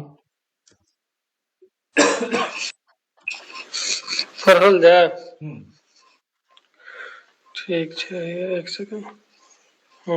एही 3 वर्ष में ओकरा चंद्रमुखी सँ बेसी बुझनुक आ आधुनिक बना देने छथिन। अंग्रेजी भाषा में एकटा बड़ पैघ शब्द अछि, सोशल कॉन्फ्लिक्ट, अर्थात सामाजिक अंतर्द्वंद। सब प्रीति रजनीकांत झा प्रोफेसरक जीवन में यह सोशल कॉन्फ्लिक्ट चलि रहल अछि। जेना शतरंजक बिसात पर मात्र दुईटा पात्र बचि गेल हुए, एकटा कारी वजीर आ एकटा उज्जर वजीर, एकटा चंद्रमुखी आ एकटा जहरून, एकटा ओ अपने आ एकटा अमजद मियां। शतरंज में प्रत्येक शह क उत्तर छै, मुदा घोड़ा जखन शह देत तऽ उत्तरहीन रही बादशाह के स्थान च्युत करऽ पड़त। प्रोफेसर रजनी बाबूक ई अनुभूति भेलनि जे ओ अपने एहि सोशल कॉन्फ्लिक्ट में घोड़ाक शह छथि। हुनक आब केओ उत्तर नहि दऽ सकैत अछि, मुदा शतरंजक चुनौटा सिनूर लगाओल घोड़ा रहितो रजनी बाबू साधारण मैथिल गृहस्थ जकाँ परम भीरू छथि। परम भीरू छथि, भीरू मतलब डरपोक। अच्छा, परम डरपोक छथि। अपना आंगन में अपन पत्नीक आगाँ अपन विधवा मौसीक सामने दयनीय रूप सँ भीरू दयनीय रूप से दयनीय रूप सँ भीरू छथि रजनी बाबू। 9 बजे राति धरि रजनी बाबूक डेरा में सन्नाटा भऽ जाइत छनि। जया, विजया, विद्या, राकेश आ चंद्रेश एके ओछौन पर सुतैत छथि। उर्मिला देवीक खर्राटा सौंसे घर में गूंजि रहल अछि, मुदा जगले छथि चंद्रमुखी।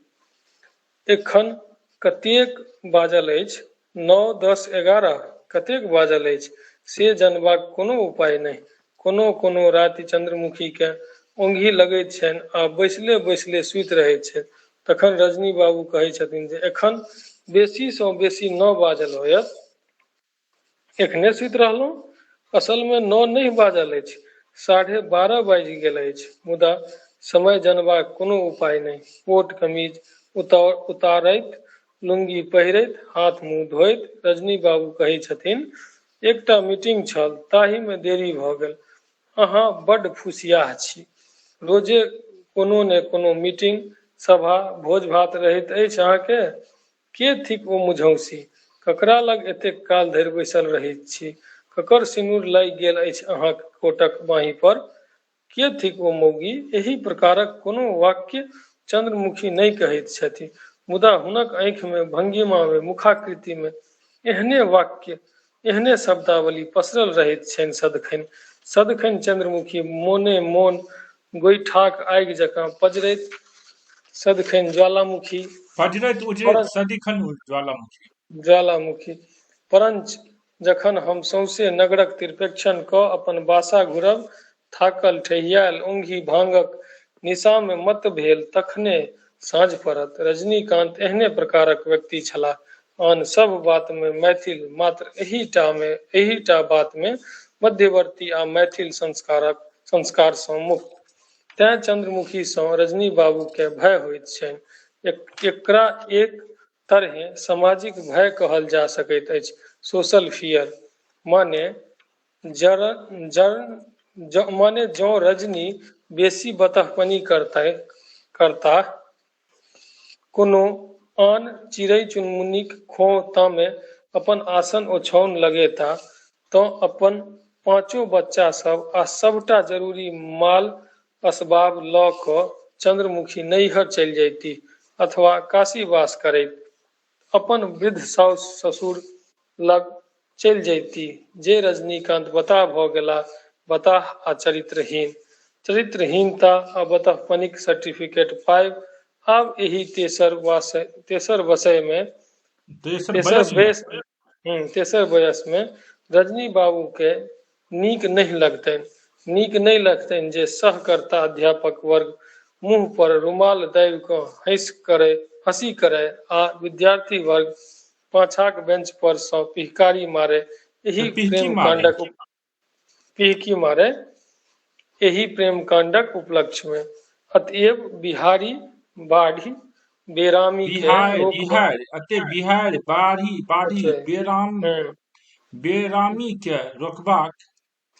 उपाय एतबे कयने छथि प्रोफेसर रजनीकांत जे अपन बासा में अथवा अपना हाथ में कोनो घड़ी नहि रखने छथि, ने रहत बाँस आ ने बाज बांसुरी। ई फकरा एहि ठाम चरितार्थ नहि होइत अछि, मुदा यथातथ्य यह थिक जँ घड़ी रहत तऽ रजनी बाबू बासा पर घड़ियो भरि चैन सँ रहि नहि सकता। जहरून चूड़ीहारिन ओहि दिन चूड़ा भुजने छल आ चूड़ाक संगे इचना माछक तेल मसाला में लटपट रजनी बाबू छलाह। हुनका संगे हमहूँ छलहुँ। साँझक समय दिसंबरक सर्दियाल साँझ कोनो आन बासा में रेडियो बाजि रहल छल। एकटा फिल्मी गीत, कोनो भोजपुरी सिनेमाक नजरी भरि के देख ले हाय चलती बेरिया, उमरी भरी के देख ले तोहरा खातिर भइल जिंदगी जियान हो, जिंदगी जियान हो बलमू, नजरी भर के देख ले। रजनी बाबू ई गीत सुनि रहल छलाह आ चाह पीब रहल छलाह। हम कुर्सी पर बैसल छी, रजनी बाबू खाट पर। लगे में ठाढ़ी अछि जहरून। जहरूनक आँखि में कोनो लाज शरम नहीं, हमरा सँ कोनो पर्दा नहीं। ओ खाट पर रजनी बाबूक समीप बैस जाइत अछि आ रजनी बाबू अपन चाहक गिलास ओकर ठोर में लगा दैत छथि, जेना कोनो बूढ़ी स्त्री लोक कोनो छोट बच्चा के दूध पियाबैत हो। रजनी बाबूक आँखि में पाप अपराधक भावना, मुदा जहरून चूड़ीहारनीक चेहरा पर केवल प्रेम, केवल अनुराग। विचित्र रहस्यमयी स्त्री अछि ई जहुरानी। ओकरा बुझल छैक जे रजनी 5 संतानक पिताश्री छथि आ एकटा दमगर बलिष्ठ प्रौढ़ स्त्रीक स्वामी, मुदा ओकरा कोनो चिंता नहीं छैक, कोनो बातक दुख क्लेश नहीं, हमरे टाँस नहीं।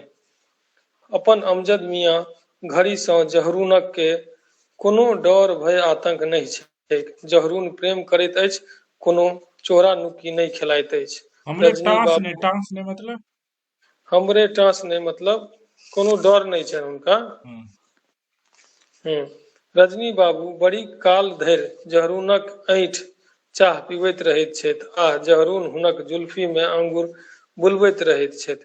बड़ी काल धरि जखन दुनू व्यक्ति कछ-मछ कर लगैत छथि और अंगैठी लैत बेठेकान गप करैत, तँ हम नमस्कार कऽ अपन बासा जयबाक उपक्रम करैत छी। रजनी बाबू हमरा कहैत छथि, एकटा जरूरी बात, अहाँ हमरे बासाक रास्ता सँ जायब। चंद्रमुखी सँ कहबनि हम एकटा मीटिंग में गेल छी, देरी सँ बासा घुरब।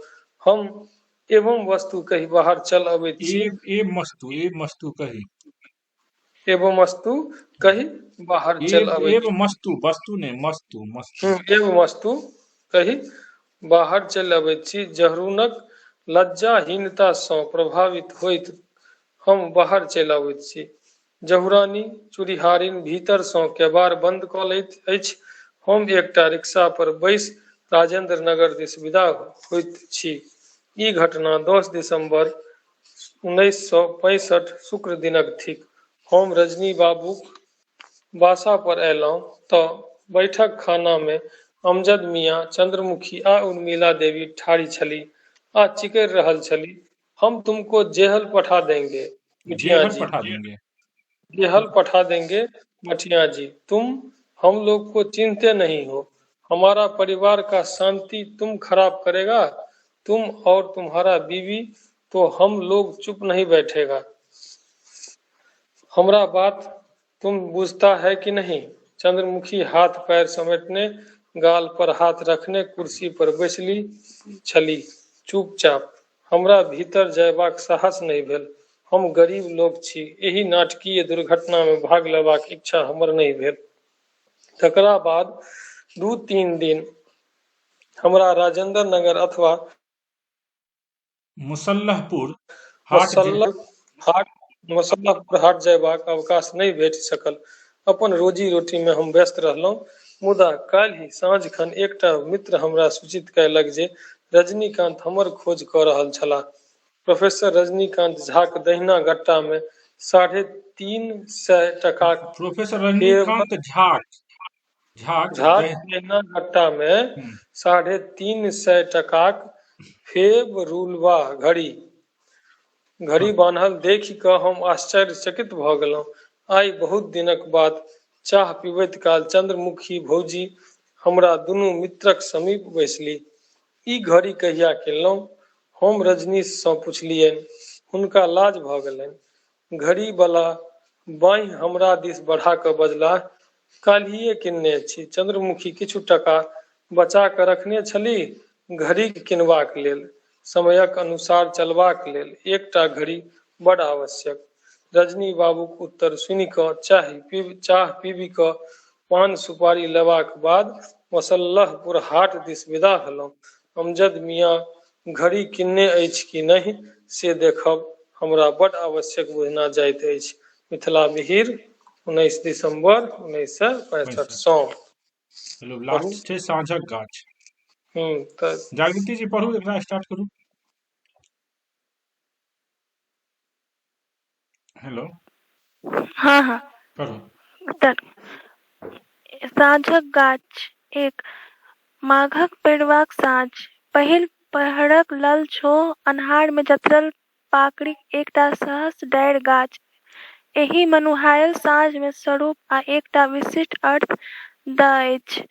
हम अस्थायी एकांतक एकांत आत्म पीड़ा में अस्वस्थ आ मानसिक रूपे जर्जर गामक सीमान पर ठाढ़ छी। चारू कात पसरल अछि हरियर पियर खेत, कुआरक टाल सँ पियर, आलू रहरिया या आन हरियरी सँ हरियर। एहि में कोनो खेत हमर अपन खेत नहि अछि। नहि, ई गाम हमर अपन गाम नहि। हमर गाम कतऽ? मोनक निर्जनता में ई प्रश्न आइ सँ पहिनो हमरा कतेक बेर व्यग्र कयने अछि।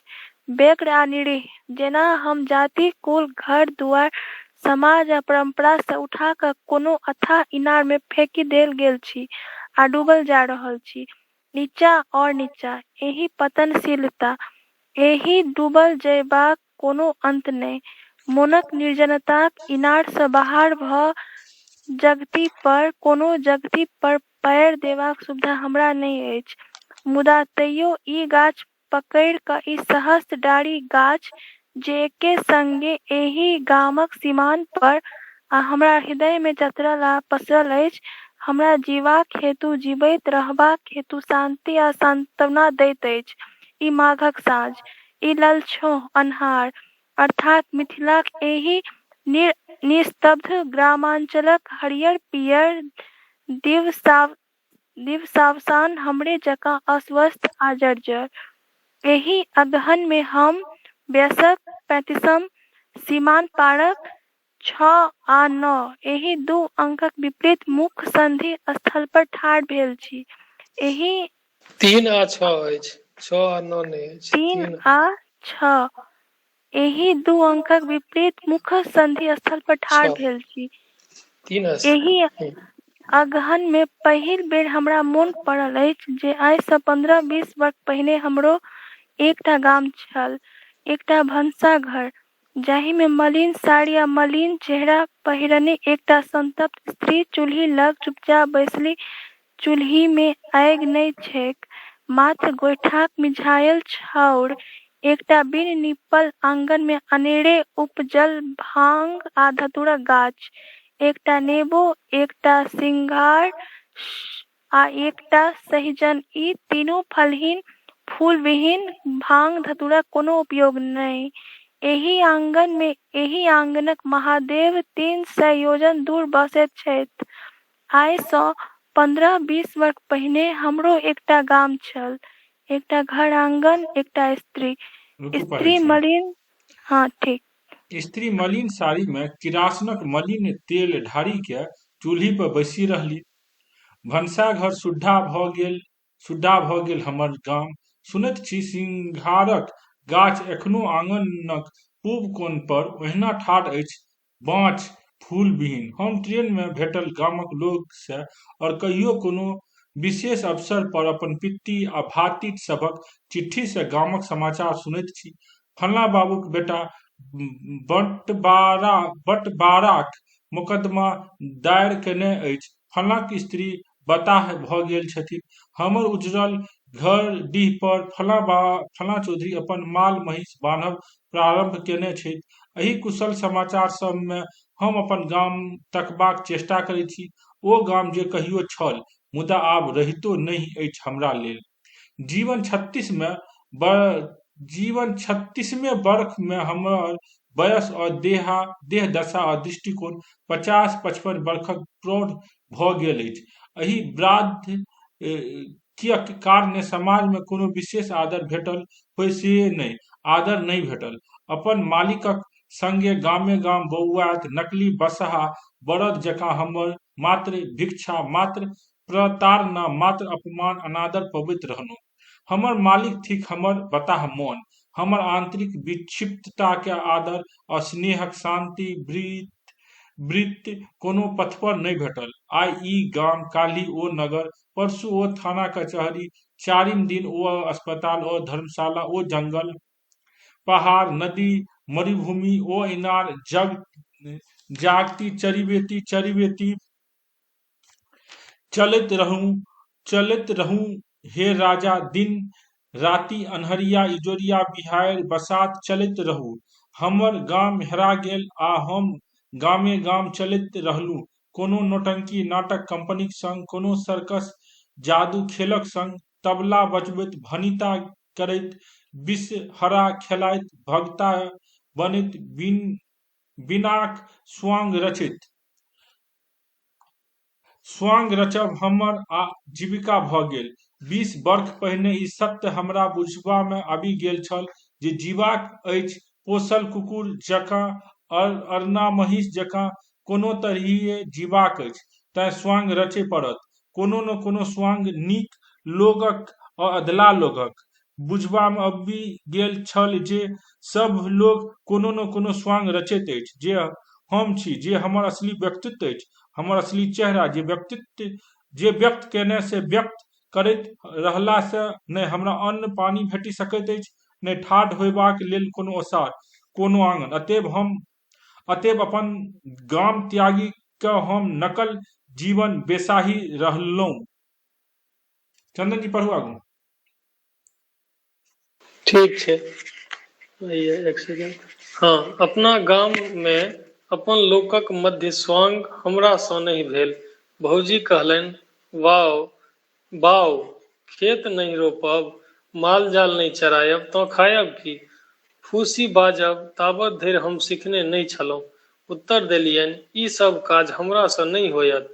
पान खायब, सुपारी जर्दा खायब, ताश खेलायब आ ककरो दलान पर बैस क गप लड़ायब, शतरंजक गोटी लड़ायब, झगड़ा करब, हंसी ठट्ठा करब, माल जाल नहीं, खेतक जंजाल नहीं। भौजी चुप भ गेली। ओ कोनो लोक वेद किछु काज नहीं बाजल आनो छल। कोनो लोक वेद किछु नहि बाजल छल। आनो कोनो लोक वेद किछु नहीं बाजल छल। हम अपन घर आंगनक स्वामी छी, आब लोक किएक किछु बाजत? मुदा ओ हार लगाओल बैलगाड़ी पर बैस अपन तीनू संतान के सिरक सँ झाँपि एकटा बड़का पेटी आ 8-10 टा छोट पैघ मोटरी में अपन वस्तु जात बान्हि हमर विधवा भौजी कनैत कनैत अपन नैहर चलि गेली। भौजीक ओ विदा यात्रा हमरा आइ धरि नहि बिसरल अछि। भौजी धनिकक बेटी छलीह। हमरा परिवार में आइ कहियो सुख शांति नहि भेटलनि। भाईजी सदिखन बीमारे रहैत छलाह, बीमार आ गामक राजनीति में सक्रिय संलग्न। हमरे जकाँ हमर घर आंगन समस्या दिस सँ कोनो मतलब नहि रहैत छलनि। राजरोग यक्षमा सँ पीड़ित भाईजी अस्पताल गेला, संगे गेलथिन भौजी। बरख भरि पूर्णिया, सहरसा आ पटना कयल गेल, मुदा मुई नहारकेँ के रोकत? घर परिवारक भीत, धरनी, 4 खिड़की, केबाड़ सबटा ढनमना गेल। भौजी कहलनि, बाऊ, खेत नहीं रोपब, 3 टा भातिज अछि, अपनो संतान होयत, घर कोना चलत? घर नहि चलल। भौजी नैहर चलि गेली। साँझ पड़ि गेल, अन्हार, चारू कात भादवक कारी अन्हार। अन्हार में हम भाईजीक प्रेम देखैत छी। अन्हार में हम भाईजीक प्रेत देखैत छी। अन्हार में हम भगवती स्थानक चारू कात औनैत फिरैत छी। अन्हार में हम तकैत छी इजोतक कोनो पिंड, कतहु जेबाक हेतु कोनो एकटा मार्ग, कोनो अर्थ, कोनो संगति, किंतु ने प्रेत आ ने भगवती, क्यों हमरा इजोतक रास्ता नहीं देखबैत अछि। एही अन्हार में तमसो माँ ज्योतिर्गमय, तमसो माँ ज्योतिर्गमय, अन्हार सँ इजोत दिस लऽ चलू हमरा। कतबो जोर सँ ई श्लोक खंड चीरकला सँ कोनो लाभ नहीं। बैलगाड़ी पर बैसली अपना विधवा भौजीक ओ अंतिम दृष्टि हम देखने छलहुँ। मूल माछ जकाँ दुनू आँखि थीर भेल। एहि दृष्टिमे कोनो उल्हन नहीं, कोनो वेदना संताप नहीं, केवल मृत्यु। भाईजीक चिकित्सा में भौजीक श्री संपन्न पिता भ्राता कोनो आर्थिक सहायता नहीं कयने छलथिन। भौजी प्रण कहने छली मरि जाय, परंच आब कोनो दिन घुरि कऽ नैहर नहीं जायब, से प्रण आइ समाप्त भऽ गेल छनि। पाथरक मूर्त सन सुंदर 3टा बालक। 3 जीवह जागह चुन्ही में लागह। ई कहबी हमरे चरित्र में चरितार्थ भेल अछि। संपूर्ण रूपे जीवैत छी, जागल रहैत छी, मुदा जिंदगी एकटा विराट चूल्ही अछि, जाहि में हम सदिखन हरियर कांच जारनी जकाँ जरैत सुनगैत रहैत छी। आगि पजारबा में सबसँ बेसी सहायक होइत अछि अतीत, बीतल दिनक स्मृति। सुख बीतल दिनक स्मृति। बीतल दिनक स्मृति। सुख हमरा कहियो नहीं भेटल, ई कहब अनर्गल होयत। सुख हमरा सबसँ बेसी ओहि व्यक्ति सँ भेटल जकरो व्यक्ति बुझबाक इच्छा हमरा कहियो नहीं भेल। भौजी छलीह तैयो ओ व्यक्ति अदृश्य छल, आ भौजी चल गेली तैयो ओ व्यक्ति अदृश्य रहल। अपन अदृष्ट ओ हमर कर्म पर निर्भर ओ व्यक्ति छली हमर स्त्री, आ भनसाघर छलनि हुनक एकमात्र कर्मस्थल आ वासस्थल। गामक आन कोनो लोक हुनकर बाजब नहीं सुनलक। हम स्वयं हुनकर कानब अथवा हुनकर हँसी सँ अपरिचित रहि गेलहुँ। मुदा समय पर हमरा चाह पान आ पीसल भांगक नगिनिया गोलकी मरीच में डूबल भेटैत रहल। कोना भेटल तकर ज्ञान हमरा कहियो नहीं भेल। हमरा सन तुच्छ आ दुर्बल मनुखकेँ एहि ज्ञानक जिज्ञासा नहीं होइत छैक। जिज्ञासा नहीं, मुदा समय पर भूख प्यास, समय पर सुतबाक चेष्टा, समय पर नव वस्त्र खंड, अपन दलान पर बैस मित्र मंडलीक अभ्यर्थना करबाक इच्छा सबके होइत छै। से ई 3 वस्तु हमरा प्राप्त होइत रहल। गामक अपन अकर्मण्य निरीहता में प्राप्त होइत रहल। ओहि औद्देश्य व्यक्तिक कारणे ओ कालांतर सँ अवसर पाबि किरासन तेलक मटियाइन दुर्गंध में डूबि आगि लह लह धधरा में झरकि कऽ स्वाहा भऽ गेल। बिन कानने बिन बजने हम गाम में नहीं छलहुँ। गुलाब बाग मेला अथवा भागलपुरक बाजार अथवा राजनगरक जंगल में छलहुँ। कतेक दिनक उपरांत हमर पित्ती श्री दुख नारायण चौधरी के एकटा पोस्टकार्ड हमरा भेटल। पोस्टकार्ड पर कतेक ठाम मोहर, कतेक पता सब मोहर, कतेक पता सब काटी के लिखल। पत्र में एतबे कथा चिर जीवा श्रीयुत के परम दुख पूर्वक ज्ञातव्य जे जगन्नाथपुर वाली कन्या आगि में झरकी के मरी गेली। अपने जेठ भातिज जय नारायण आगि देलथिन। अपन पत्र पविते गाम चलि आओ, जाहि से श्राद्धिक व्यवस्था है। हमरा सबक परिस्थिति तऽ अपने जनिते छी। ई पत्र पढ़ी हमरा नहीं दुख भेल नहीं विषाद। हम अपन स्वांग रचबा में मस्त भऽ गेलहुँ। गाम जेबा कोनो सेहनता नहीं भेल। केवल एतबे कथा मोन पड़ल जे कोनो दिन कोनो व्यक्ति के जगन्नाथपुर गामवाली से महफा बैसाख कौशिक धार में महफा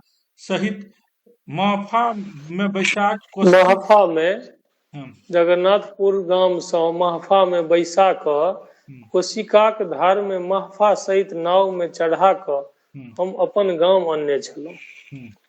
महफा डोली भऽ गेलै, डोली में बैसा कऽ हुनका आनने रहथिन जगन्नाथपुर। हम अपन गाम आनने छलहुँ। से व्यक्ति आब नहीं अछि, कतहु नहीं अछि। से व्यक्ति बिला गेल, जेना लालटेन मिझा गेला पर इजोत बिला जाइत अछि। एकटा रातिक कथा मोन पड़ैत अछि। एकर भौजी आग लगा के मरि गेलै, इएह भेलै ने। घटा टोप अन्हार, पानी झहरी रहल अछि। भौजी नहीं मरलखिन, कनिया मरि गेलखिन। भौजी तऽ नैहर चलि गेलखिन। अच्छा, कनिया आगि लगा के मरि गेल। नहीं, भातिज जे भेलै, भातिजे ने आगि देलकै।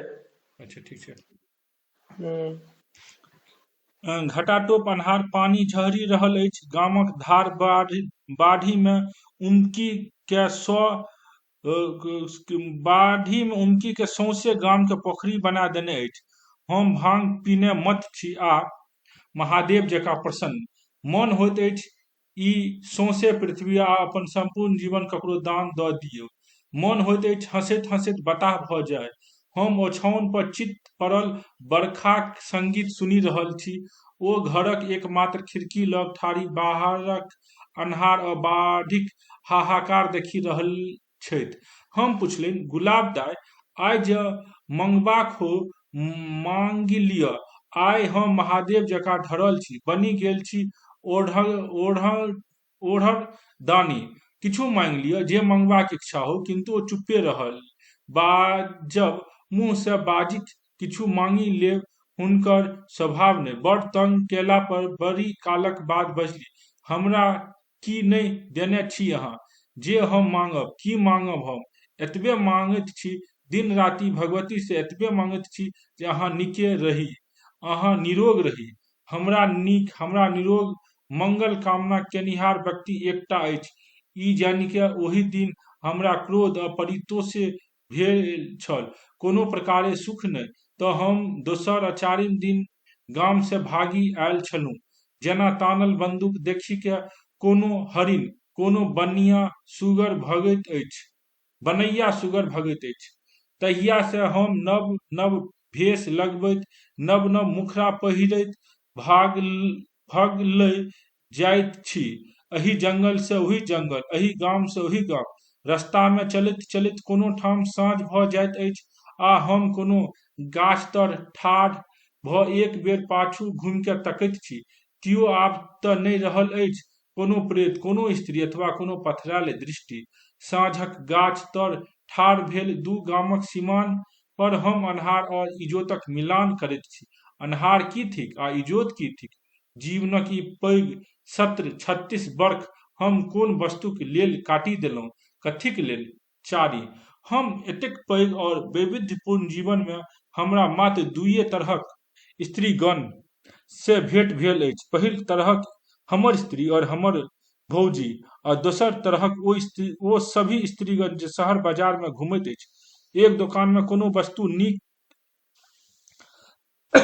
एक वस्तु किनी, पढ़ू तागू। हैया एक सेकंड पढ़ै छी। हाँ, तऽ एक दुकान में कोनो वस्तु किनी दोसर दुकान में कोनो आन वस्तु बेचैत अछि। जे थिएटर नौटंकी में काज करैत अछि, जे ओ सब काज करैत अछि जे एहि विशाल संसार में कयल जाइत छैक। पहिल तरहक स्त्री सँ हम 75 योजन दूर भागि कऽ भरि जीवन बौआइत रहल छी। पहिले तरहक स्त्रीक संपर्क पायबाक हेतु आ अपन गाम सँ भागि कऽ हम सब ठाम अपन गाम ताकि रहल छी। यह थिक हमर जीवनक विरोधाभास। एहन विरोधाभास जे अपन स्वामी केँ शरीर सँ रुग्ण, रोगग्रस्त, मोन सँ जर्जर आ जीवनक प्रत्येक क्षेत्र में असफल बना दैत अछि। रवीन्द्रनाथ ठाकुरक एकटा उक्ति प्रसिद्ध अछि, जाहि चाही ताहि भूल कोरे चाइ, जाहि पाइ ताहि चाइ ना।